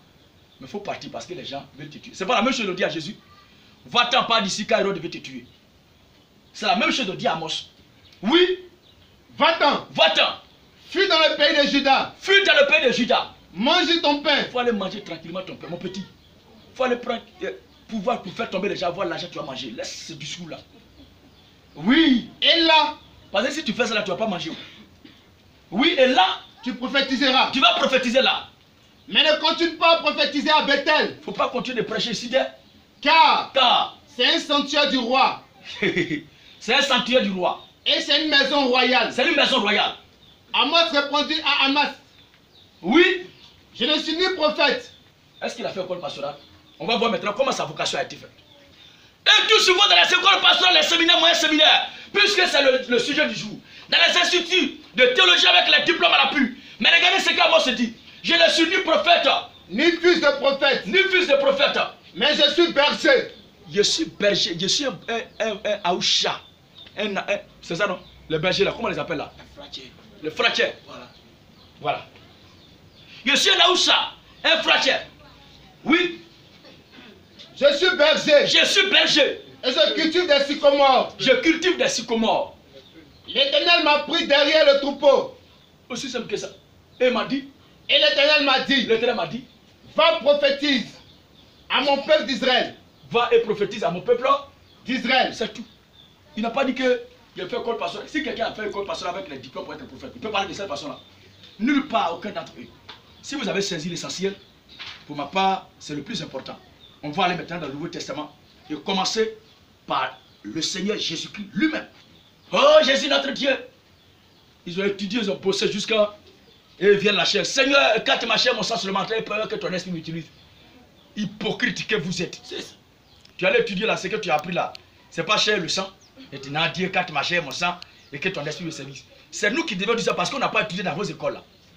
C'est nous qui devons faire cette prière là. Alléluia. Et c'est ce que notre Dieu est en train de faire. Vous savez que ce que je suis en train de dire là ne peut pas être enseigné dans vos écoles pastorales. Est-ce que vous pouvez me recruter? Si vous pouvez me recruter pour que j'enseigne ça dans vos écoles pastorales, faites-moi si. Moi, je vais venir enseigner ça dans vos écoles pastorales. Si vous pensez que je plaisante, tous vos industries d'escroquerie, d'arnaque là, vont tomber. Les serviteurs de Diane, la déesse est tombée du ciel. Vous êtes au service de Baal. Tirez. Ce n'est pas Dieu que vous servez. Jamais. Alors, le Seigneur Jésus-Christ, le grand Adonai Yeshua Hamashiach, d'après les Hébreux. Jean chapitre 7, le verset 15 à 16. Jean 15, 16 à 16. Jean 7, 15 à 16. Regardez bien, le Seigneur Jésus-Christ.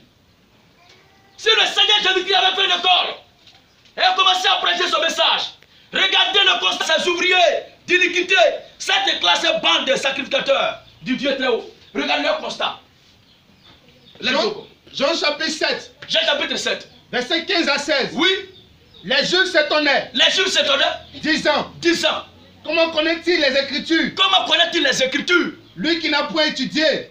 Vous voyez, ils ne l'ont pas vu dans leur école, dans leur séminaire, moyen séminaire, et il sort de nulle part, il commence à enseigner. Mais où il a appris ces choses-là? Il a quitté où avec ça? La réponse de Jésus. Jésus leur répondit. Jésus leur répondit. Ma doctrine n'est point de moi. Puisqu'il n'est pas venu de lui-même, la doctrine qu'il dispense, qu'il véhicule là, n'est pas de lui-même. Mais de celui qui m'a envoyé. Mais de celui qui m'a envoyé. Voici qui est clair. Celui qui envoie là, c'est lui qui t'instruit toujours. C'est Dieu qui t'envoie. Comme eux, ils sont envoyés par les surintendants généraux plutôt, les super apôtres, les bishops, les super intendants. C'est conformément à ce qu'ils disent là qui viennent enseigner. C'est ça. Alors, si j'enseigne au moins ce qui est écrit dans la Bible, parce que quelqu'un peut enseigner ce que son père lui a appris dans le Seigneur. Mais le pire, c'est qu'il n'enseigne même pas ce que la Bible dit. Il bâtit les nouveaux-nés. Ils disent qu'une femme peut prêcher. Ils disent qu'un garçon ne peut pas avoir plusieurs femmes. Attention, hein. C'est un sujet de palabre, hein. Quand on dit l'Occident a créé aujourd'hui un système où on dit que femme peut marier femme, garçon avec un garçon. Maintenant, quand l'homme veut augmenter le nombre de femmes qu'il fait. En Érythrée, tout récemment, il a dit que chaque homme est obligé d'avoir au moins 4 femmes. Il ne sait pas si c'est 5 ou 4, sous peine de prison. Il dit, ah, si ce décret-là peut arriver à Côte d'Ivoire ici. Quand on est allé au Burkina Faso, il y a une soeur, on était en train de prêcher sur la polygamie à la radio, on a été invité. Et là-bas, là, les gens qui parlent là, ils posaient des questions, mais il y a une femme, une soeur qui, son intervention m'a vraiment touché. Elle dit, homme de Dieu, merci, moi, ce n'est pas pour poser une question, mais c'est pour vraiment dire que la vérité de Dieu que vous prêchez là sur la polygamie est la bienvenue ici au Burkina Faso. Car dans nos églises aujourd'hui, nous les sœurs, on est beaucoup et les frères sont peu. Et on constate que c'est un seul frère qui est marié et nous les autres seuls on est là. Ils sont obligés de nous entretenir dans le secret. Alors si le Seigneur peut homologuer cette loi-là, cette vérité-là peut être prêchée dans toutes les églises à Ouaga ici au Burkina Faso, vraiment ça va enlever nous les sœurs là beaucoup dans l'ombre et dans la prostitution. Le journaliste il dit oh, ok, ça c'est grave. Mais soeur, ce que vous dites là c'est grave. Elle dit je suis le servant de Dieu, il ne peut pas mentir. Souvent on pratique des actes avec un doigt sur nous, tout cela pour se satisfaire, alors que tout cela est interdit par Dieu. Or, selon que les serviteurs de Dieu ont exposé là, que l'homme peut avoir plusieurs femmes, si au moins 2 ou 3 d'entre nous sont avec un frère dans le Seigneur, on sera en paix, on va être épargné de ces péchés de prostitution là. Il a dit à cette soeur-là, dès que tu es baptisé, tu dis même à diaconesse. Et à l'enseignement des sœurs, c'est toi qui vas prêcher ça. C'était juste une digression. Nous revenons à notre sujet, mais c'est la vérité. Alors, ils étaient surpris de ce que le Seigneur prêchait des choses qui n'étaient pas enseignées dans leur école. Et quand Jésus prêchait ce message-là, qui lui a été donné par le grand Dieu des cieux, qui était camouflé en lui, regardez un peu les réactions. Luc chapitre 4, le verset 16 à 21. Regardez un peu. Luc 4, 16 à 21. Et le verset 29, 28 à 29. Regardez un peu. Hein. Ce qui va se passer. La doctrine que Jésus prêchait, mais comme il connaît les Écritures, lui qui n'a pas étudié, lui qui a coup Philippe qui dit qu'on ne doit pas revenir à ce qui est écrit. On ne doit pas revenir à ce qui est écrit. Voici Jésus lui-même qui lit, qui prêche les Écritures. Et on va voir le constat de Jésus. Toi, tu es qui? Usurpateur patenté. C'est ça. La semaine prochaine, il va lancer une grenade de la révolution chrétienne sur lui. Oui. Luc chapitre 4. Luc chapitre 4. Verset 16 à 21. Regardez maintenant ce qui se passe. Il se rendit à Nazareth. Jésus se rendit à Nazareth. Où il avait été élevé. Sa doctrine qui prêche, et puis ça les a surpris là. Et dit que, mais comme il connaît les Écritures, lui qui n'a pas étudié, on va voir ce qu'il a prêché et leur réaction aussi en face. Oui. Et selon sa coutume. Selon sa coutume. Il entra dans la synagogue. Il entra dans sa synagogue. Le jour du sabbat. Le jour du sabbat. Il se leva pour faire la lecture. Pour faire la lecture comme tu es en train de faire là. Et on lui remet le livre du prophète. On lui remet le livre du prophète Esaïe. L'ayant déroulé. Il trouva l'endroit. Où il est écrit. L'Esprit du Seigneur est sur moi. L'Esprit du Seigneur est sur moi. Parce qu'il m'a envoyé pour annoncer la bonne nouvelle aux pauvres. Ensuite, il m'a envoyé pour guérir ceux qui ont le cœur brisé. Ensuite, pour proclamer aux captifs la délivrance. Et aux aveugles le recouvrement de la vue. Oui. Pour renvoyer libres les opprimés. Jusqu'au verset 21. Pour publier une année de grâce du Seigneur. Ensuite, il roula le livre. Il a fermé le livre. Le remit au serviteur. Et s'assit. Voilà, le grand Rabouni. Le grand Adonai, il s'est assis comme ça. Et eux aussi, comme vous êtes assis là, frères et sœurs, c'est vrai que vous n'êtes pas ces gens-là. Voilà, c'est un exemple. Hein. Oui. Tous ceux qui se trouvaient dans la synagogue. Tous ceux qui se trouvaient dans la synagogue avaient le regard fixé sur lui. Ah, il a fini de faire lecture là. Nous, on sait que c'est Dieu qui doit faire ce travail-là. C'est le Messie. Quand Dieu sera dans un corps, c'est là qu'il va faire ce travail. Maintenant, lui, ce qu'il a lu là, il veut dire quoi? Quel commentaire il va faire de ça maintenant? Hein? Alors, il commencera à leur dire. Il commencera à leur dire. Aujourd'hui, cette parole de l'écriture. Cette parole de l'écriture. Que vous venez d'entendre. Que vous venez d'entendre là. Est accomplie. Le verset 28. Ils furent tous remplis de colère. Hein? C'est qu'on vient d'entendre là. C'est notre Dieu qui doit venir pour... C'est lui qui est là. Donc, il est le Messie qui doit venir pour nous sauver. C'est lui qui est là. Ah, Yapo, le blasphème même à se comble. Ah, toi, tu te promènes à ton vieux ici là pour faire charpenterie. Il y a tant de gens qui sont trouvés là, dans les cours, tout ça. Tu as laissé ça, c'est ça, tu es venu faire. Et puis il est jeune comme ça. Tu es jeune comme ça, tu as ton diplôme, tu peux aller chercher travail. Tu ne peux pas quitter Jacques Ville ici maintenant. C'est ça là que tu fais. Toi aussi. On t'a vu la dernière fois, tu as bu tout là. Lui aussi fait lecture de la parole de Dieu. Vraiment. C'est pas lui qui la dernière fois était assis en bas de la cassière qui appelait les jeunes filles là. Lui aussi il dit que. Vraiment. Ça dit ce qu'il est en train de prêcher là, il ne s'occupe pas de ça. Hein. Mais tel jour, ils l'ont vu dans tel coin. Tel jour, ils ont vu Jésus en train de boire avec les publicains. Ils l'ont vu laisser ses pieds être embarrassés par la Samaritaine. Il est animé par un mauvais esprit. Quand même, une femme en train de caresser ses pieds. Et ses propres disciples m'étaient gênés. Les disciples étaient gênés. Simon Pierre dit, ah mais Seigneur, tais-toi, jaloux. Sœur, continue. Prends pas la voix. Et moins les pieds. Et ses cheveux bien polis. Bien fluides là. Elle prend ça, elle est sur le pied du Seigneur. Et les vibrations montaient de ses pieds. Dès que ça avait monté jusqu'au cerveau, il dit, Père, garde-moi.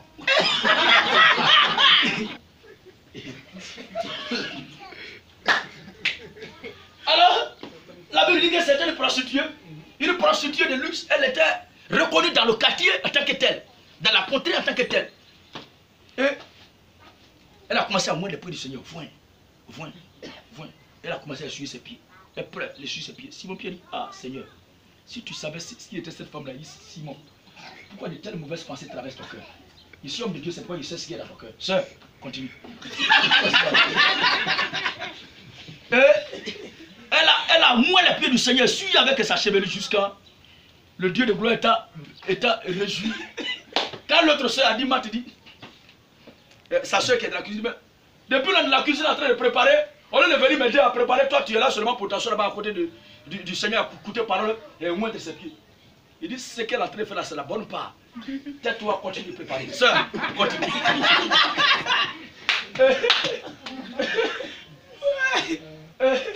Le jour où on va prêcher sur ce message-là, je dis à tête tentée en toutes choses, ne soyez pas scandalisés, frères et sœurs. Parce qu'il a dormi comme nous. Ils l'ont purgé contre comme nous. Et oui. Mais il a grandi. Marie, il a même été circoncis. Marie l'a mis au dos. C'est là le plus grand scandale. Comment le grand Dieu des cieux dans un corps d'homme peut réagir ainsi? Et s'il a été circoncis, c'est que c'est un garçon. Bien, c'est pas vrai. C'est son fils premier né. Sa fille, il n'a pas dit sa fille premier né. Il n'a pas dit qu'il était asexué. Non. Jésus, c'est un garçon. Seulement qu'il n'a pas manifesté ce désir-là. Puisque lui, son corps-là n'est pas rentré dans la poussière avant de ressortir. Mais il est quitté directement, rentré dans le monde avec son corps. Or, nous sommes comme une semence, on dépose dans la terre, qui est la matrice de nos mères, sortie des entrailles de nos pères, et on pousse là-bas et on revient à la vie. En ce moment-là, le péché a eu son impact sur nous. Mais lui, il a traversé cette dimension de la semence qu'on dépose dans la terre. Même le Coran lui-même le reconnaît. Dans Surat 19, ayat 18 à 19, c'est écrit là-bas que Jésus est né pur sans péché. Contrairement à Mahomet qui est rempli de péché, de souillure, un barbare. L'homme plongé dans l'iniquité totale. Voilà. D'après Surat 48, ayat 1 jusqu'à ayat 3. Alors, vous qui écoutez ces choses, lisez ça, vérifiez vous-même. Le Seigneur Jésus-Christ est pur sans péché. C'est pourquoi les désirs de la chair et du sang n'ont pas eu de pouvoir sur lui. C'est pourquoi il n'a pas été retenu par la mort. Parce qu'il est le grand Dieu des cieux dans un cordon. Alléluia. Amen. Alors, nous continuons. Verset 28. Quand Jésus a fini de prêcher cela, net cette parole de l'Écriture que vous entendez, elle t'a compris, on dit. Lui, c'est de lui qui parle. Quand Jésus a entendu cela, il fut tout ça rempli de colère. Pas qu'ils étaient animés de colère, mais remplis. Remplis. C'est-à-dire que c'était trop. Oui, irrité. Vas-y. Il s'est enlevé. S'est enlevé.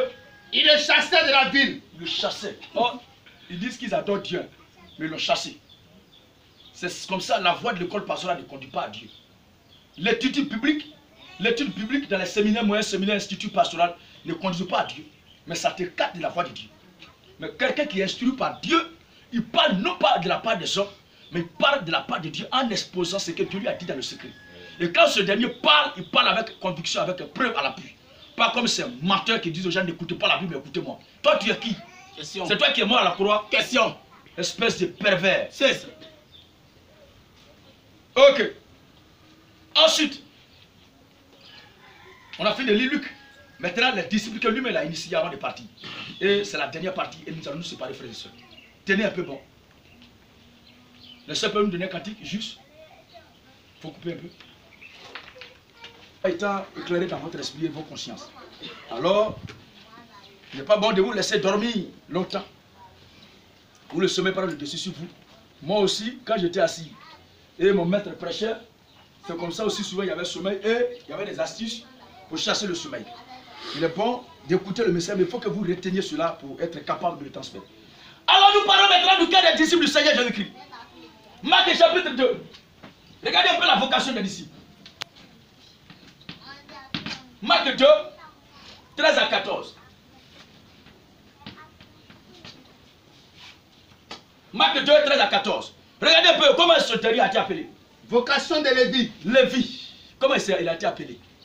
Comment Lévi a été appelé? Oui.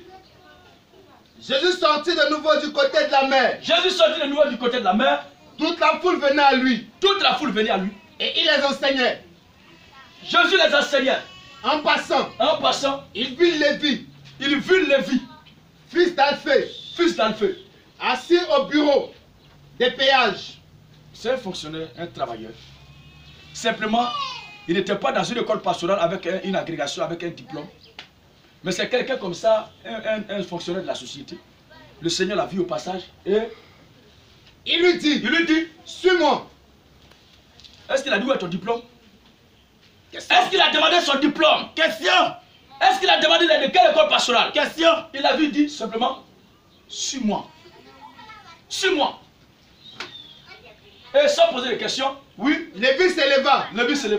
Et le suivit. C'est tout. Il n'a pas eu d'école pastorale. Nous lisons encore un autre passage. Dans Matthieu chapitre 4, verset 19 à 22.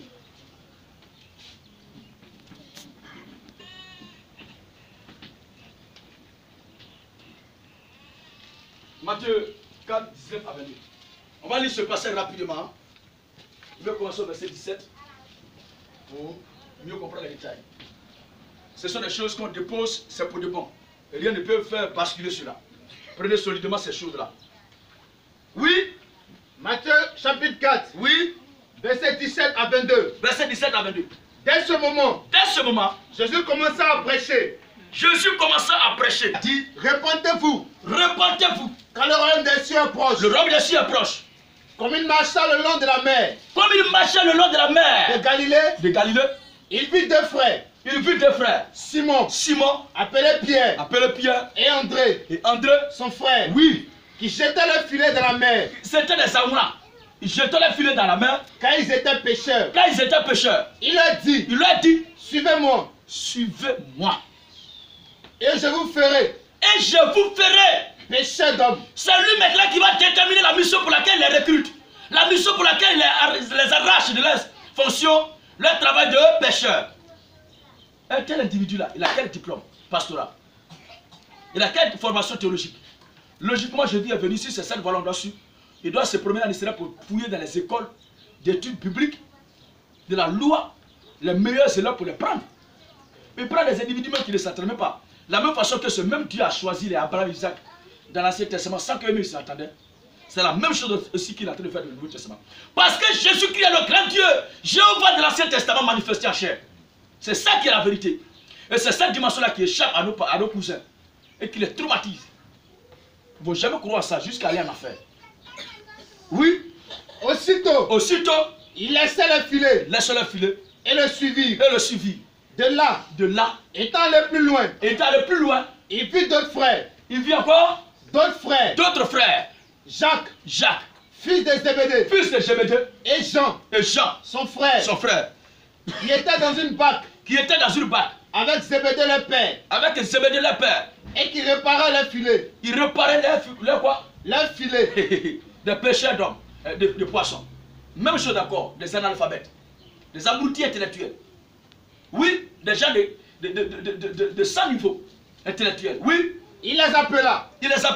Et aussitôt, il laissait la barque et le père. Oui, ils ont quitté leurs parents. Et le suivirent. Oh, aujourd'hui, d'autres, ils s'en vont demander l'argent pour aller faire une école pastorale d'abord, avant de devenir pasteur. Pourquoi ils n'ont pas demandé l'argent pour aller se faire former? Il y a des églises qui cotisent pour donner l'argent aux gens pour être formés, pour devenir pasteur. À toi qui une fois cotisé pour donner à quelqu'un, pour payer ses études pastorales, tu as commis un crime, un péché.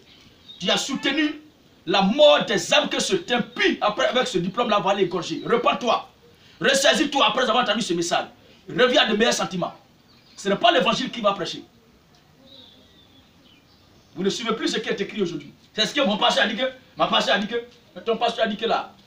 Est-ce que c'est Jésus qui a dit que? Oui. C'est bon. Regardez maintenant comment ceux-là ont commencé à prêcher ce qui se passe après la mort de Jésus. Actes chapitre 4, verset 13.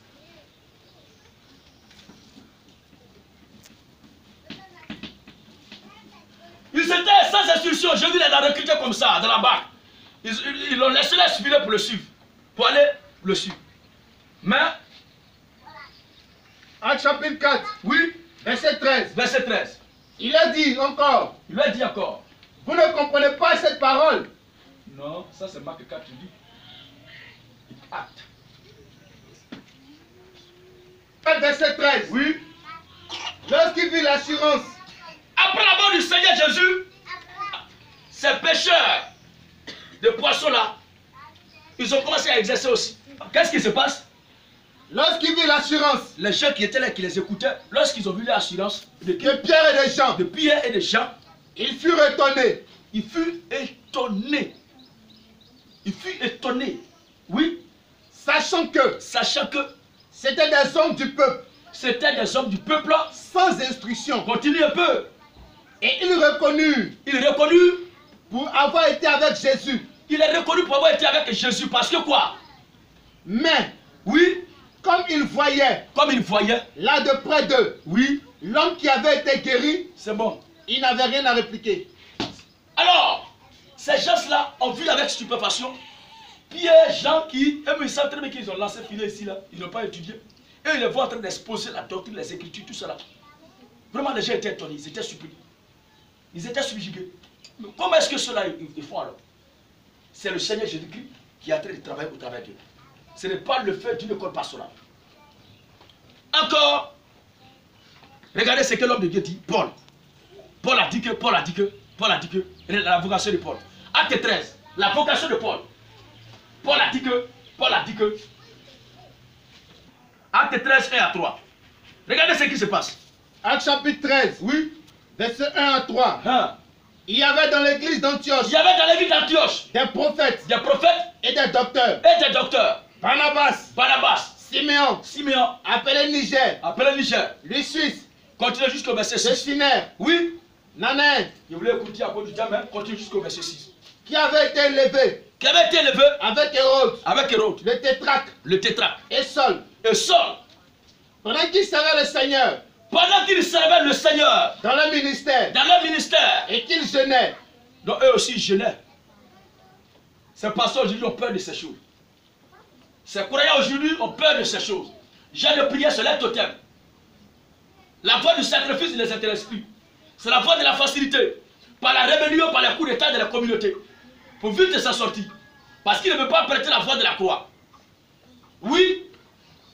Pendant qu'ils servaient le Seigneur. Pendant qu'ils servaient le Seigneur. Dans leur ministère. Dans leur ministère. Et qu'ils jeûnaient. Et qu'ils jeûnaient. Le Saint-Esprit dit. Le Saint-Esprit dit. Mettez-moi. Mettez-moi. À part. À part. Barnabas. Le Saint-Esprit c'est Christ lui-même. Le Seigneur Dieu des cieux. Mettez-moi à part. Barnabas. Et Saul. Et Saul. Pour l'œuvre. À laquelle. Je les ai appelés. Voici qui est clair. Maintenant ce Paul-là. Qu'elle a reçu cette révélation. C'est par là on va terminer. C'est par là que nous allons terminer. Quand ce Paul a reçu cette révélation, puisqu'il est le dernier venu, lorsque le Seigneur l'a enseigné, lui a montré sa voie à suivre. Regardez ce que Paul dit dans Galates chapitre 1, 13 à 17. Regardez ce que Paul dit. Le discours de Paul. Le témoignage de Paul. Oui. Galates chapitre 1. Oui. Verset 13 à 17. Puisque c'est par lui que nous avons commencé cette causerie, cette prédication, il est bon qu'on termine aussi par son témoignage. Oui. Vous avez su. Vous avez su. En effet. Quelle était autrefois. Ma conduite dans le judaïsme. Comment je persécutais à outrance. Et ravageais l'église de Dieu. Lui qui était au service de Dieu. Il travaillait pour Gamaliel. Il était pharisien. Il travaillait avec les docteurs de la loi, avec les scribes, les pharisiens. Mais il ravageait avec la connaissance théologique qu'il avait l'église de Dieu. Oui. Et comment j'étais plus avancé. Dans le judaïsme. Que beaucoup de ceux. De mon âge. De ma génération. Et de ma nation. Oui. Étant animé. D'un zèle excessif. Pour les traditions de mes pères. Pour les écoles pastorales. Pour les instituts de théologie. Pour les pratiques dénominationnelles. Oui. Mais. Lorsqu'il plut à celui. Qui m'a mis à part. Dans le sein de ma mère. C'est pas la même chose qui a été dit à Jérémie. Si. C'est le même Dieu là qui revient encore, qui parle. C'est le même Dieu qui revient encore pour opérer son choix. Ce n'est pas la même chose comme aujourd'hui où c'est là pour aller étudier avec les diplômes pour venir enseigner ce qui a été prêché là-bas. Et on découpe Dieu en 3 morceaux. Dieu le Père, Dieu le Fils, Dieu le Saint-Esprit. Et l'atmosphère a été polluée par ces fausses doctrines. La conscience du peuple a été souillée par ces fausses doctrines. Et nous qui disons la vérité du Seigneur, qui prêchons l'évangile authentique, quand on nous écoute aujourd'hui, on nous voit comme des blasphémateurs et les gens n'ont même pas envie de nous écouter. Pourquoi? Parce que le mensonge a été répandu comme à la création. Les ténèbres avaient dévancé la lumière. Mais quand il a plu à Dieu de retirer la différence, de marquer la différence, il a fait surgir la lumière du tréfonds des ténèbres. Parce qu'il y a un peuple qui devait être dans la lumière, mais à ceux qui sont destinés à rester dans les ténèbres n'ont jamais bougé d'un pas. Alléluia. Amen.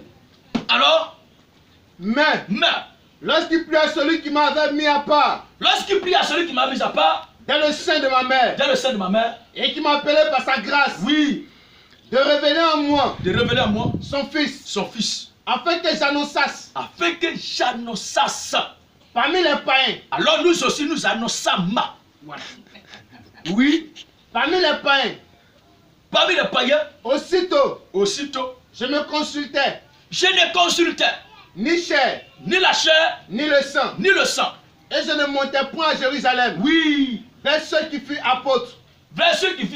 Avant moi. Mais je partis pour Arabie. Voilà. C'est le Seigneur qui l'appelle au désert pour l'instruire. Comme Moïse, comme Abraham, comme Jacob, seul là-bas dormait. Ce n'est pas le fait d'une école pastorale. Nous terminons maintenant par Galates.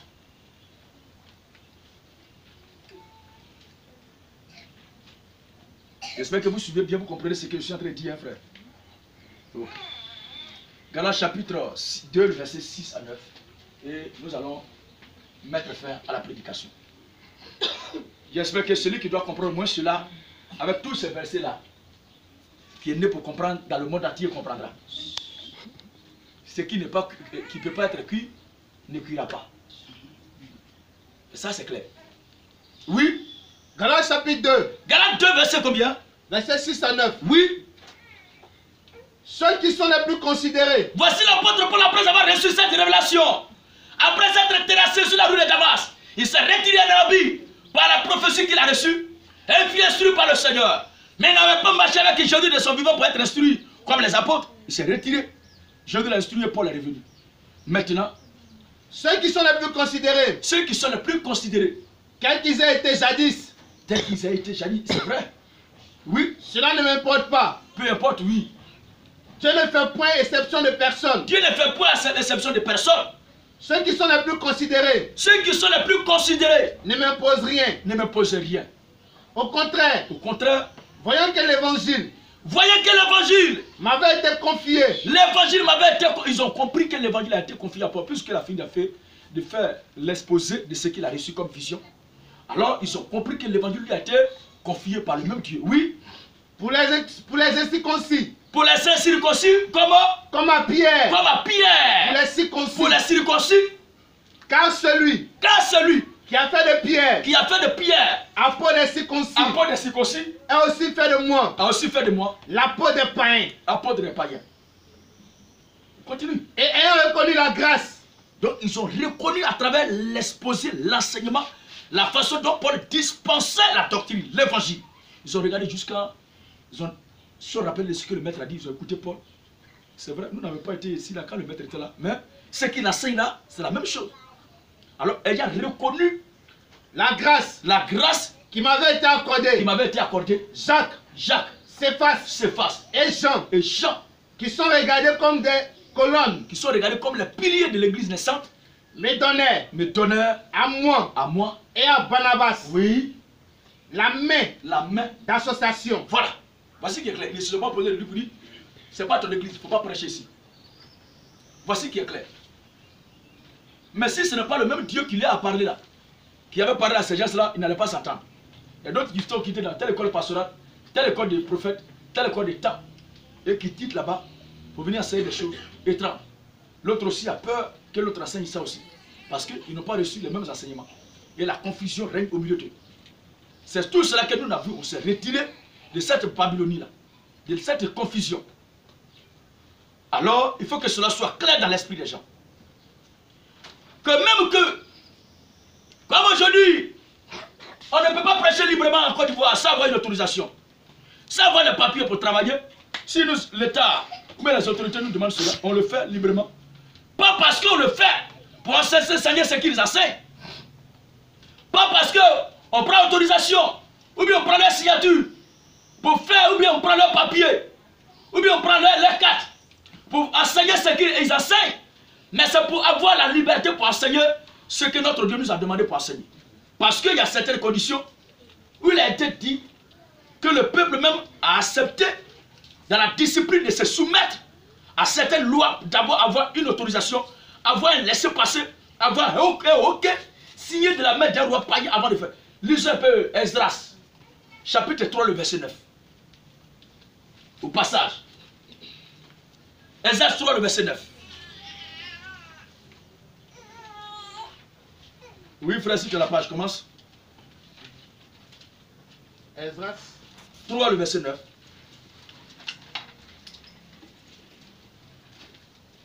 Nous sommes à la fin de notre causerie. Oui. Et Josué, avec ses fils, oui, et ses frères, Cadmiel, avec ses fils, oui, fils de Juda, les fils d'Enadak, oui, avec les fils, et leurs frères les Lévites, se préparaient tous ensemble, à surveiller, ceux qui travaillaient à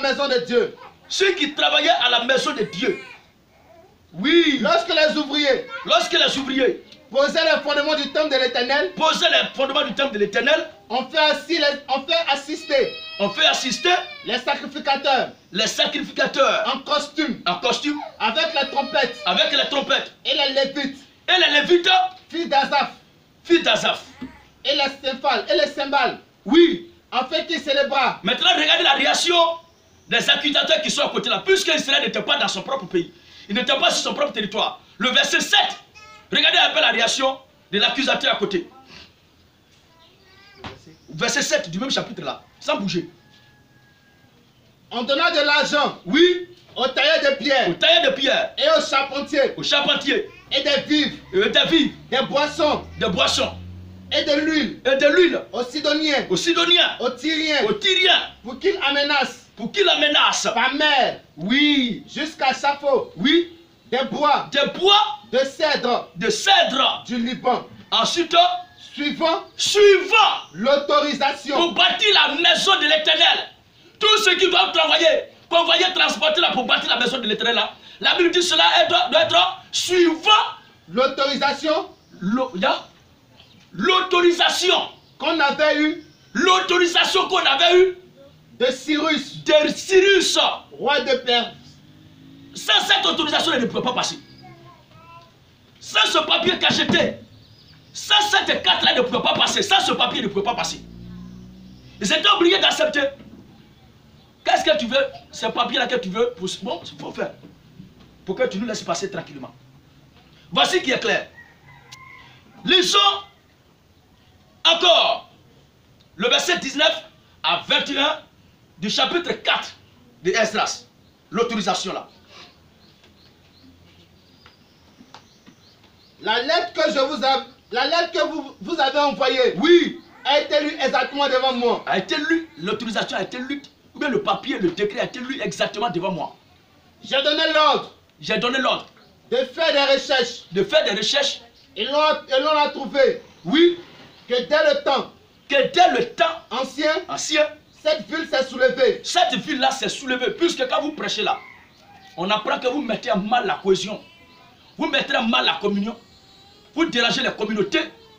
Il faut que vous ayez une autorisation de notre part avant de faire. Puisqu'on a appris que vous êtes têtus et vous ne voulez pas vous soumettre à tout ce que les gens disent. Vous n'êtes pas d'accord avec les églises.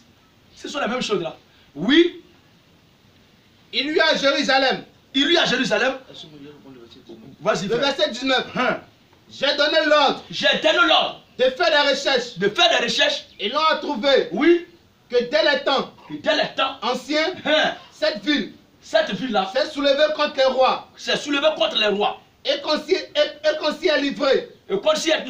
À la sédition. On s'y est livré à la sédition, c'est-à-dire le soulèvement. Oui. Et à la révolte. Et il eut à Jérusalem des rois puissants. Mais de tout le pays. De l'autre côté du fleuve. Et auquel on payait tribut. Impôt. Et droit de passage. Droit de passage. Oui, continue au verset. En conséquence. Ordonné. De faire des travaux. De ces gens. De faire cesser ou de faire des travaux. De faire cesser. En conséquence. Voilà, comme on a appris que c'est un peuple têtu qui met en mal toutes les communautés, qui défie tout le monde, tout ce système mondial là, il dérange tout, et qui se dit qu'ils sont au-dessus de tout. Ordonner à ces gens-là. En conséquence. Ordonner. De faire cesser. Les travaux de ces gens. Afin que cette ville. Ne rebâtisse point. Oui. Avant une autorisation. De ma part. Et il dit quoi? Elle menace. Gardez-vous. De mettre en cela. De la négligence. C'est ce que le missionnaire nous a dit dans le bureau. Il dit, mais c'est que vous dites ainsi, vous ne donnez pas autorisation. Et que nous, ça va prêcher. Il dit, on sait que vous êtes sage, vous n'allez pas aller, vous n'avez pas fait ça. Que si vous faites ça là, ça ne sera pas bon pour vous. Ce sont les mêmes choses qui reviennent. C'est la même chose. Alors, les gens disent, ah, vous avez pris papier, vous avez pris carte, vous avez pris tête, mais c'est ce qu'ils ont demandé pour qu'on travaille. Même malgré nous, on paye ça là, ils refusent qu'on prêche. Ça veut dire que le papier là n'a rien à voir avec le Saint-Esprit qui a mis. Alléluia! Alors, pour terminer, frères et sœurs, il faut comprendre que l'école pastorale, les instituts de théologie, ce ne sont pas des choses qui viennent de Dieu. Pour avoir la connaissance de Dieu, pour parler de l'évangile, pour parler de la part de Dieu, voici ce que le Seigneur Jésus-Christ a dit dans Matthieu chapitre 11, comme parole de fin. Regardez ce que le Seigneur a dit. Matthieu 11, verset 25 à 27. Et regardez ce que Jésus a dit. Comme parole. Lui me savait très bien au sujet de ce qu'il était en train de prêcher. Regardez ce que Jésus dit. Matthieu chapitre 11. Oui. Verset 25. Verset 25 à 27. À 27. Oui. En ce temps-là. Jésus prit la parole. Et dit. Je te loue. Père. Seigneur du ciel. Et de la terre. De ce que. Tu as caché ces choses. Tu as caché ce que nous venons de dire là. Plein vont être énervés. Plein seront aigris. plesseront de la colère quand ils vont entendre cela. Ils vont combattre cela. Mais la Bible dit quoi? De ce que tu as caché ces choses-là aux sages et aux intelligents, aux intellectuels, aux grands de ce monde. Et de ce que tu les as révélés. De ce que tu les as révélés aux enfants. Aux enfants. Oui. Alors frères, réjouissons-nous. Sœurs, réjouissons-nous de ce que ces choses-là nous ont été révélées par notre Dieu. Que le Seigneur bénisse sa parole. Amen. Matthieu chapitre 13, le verset 43.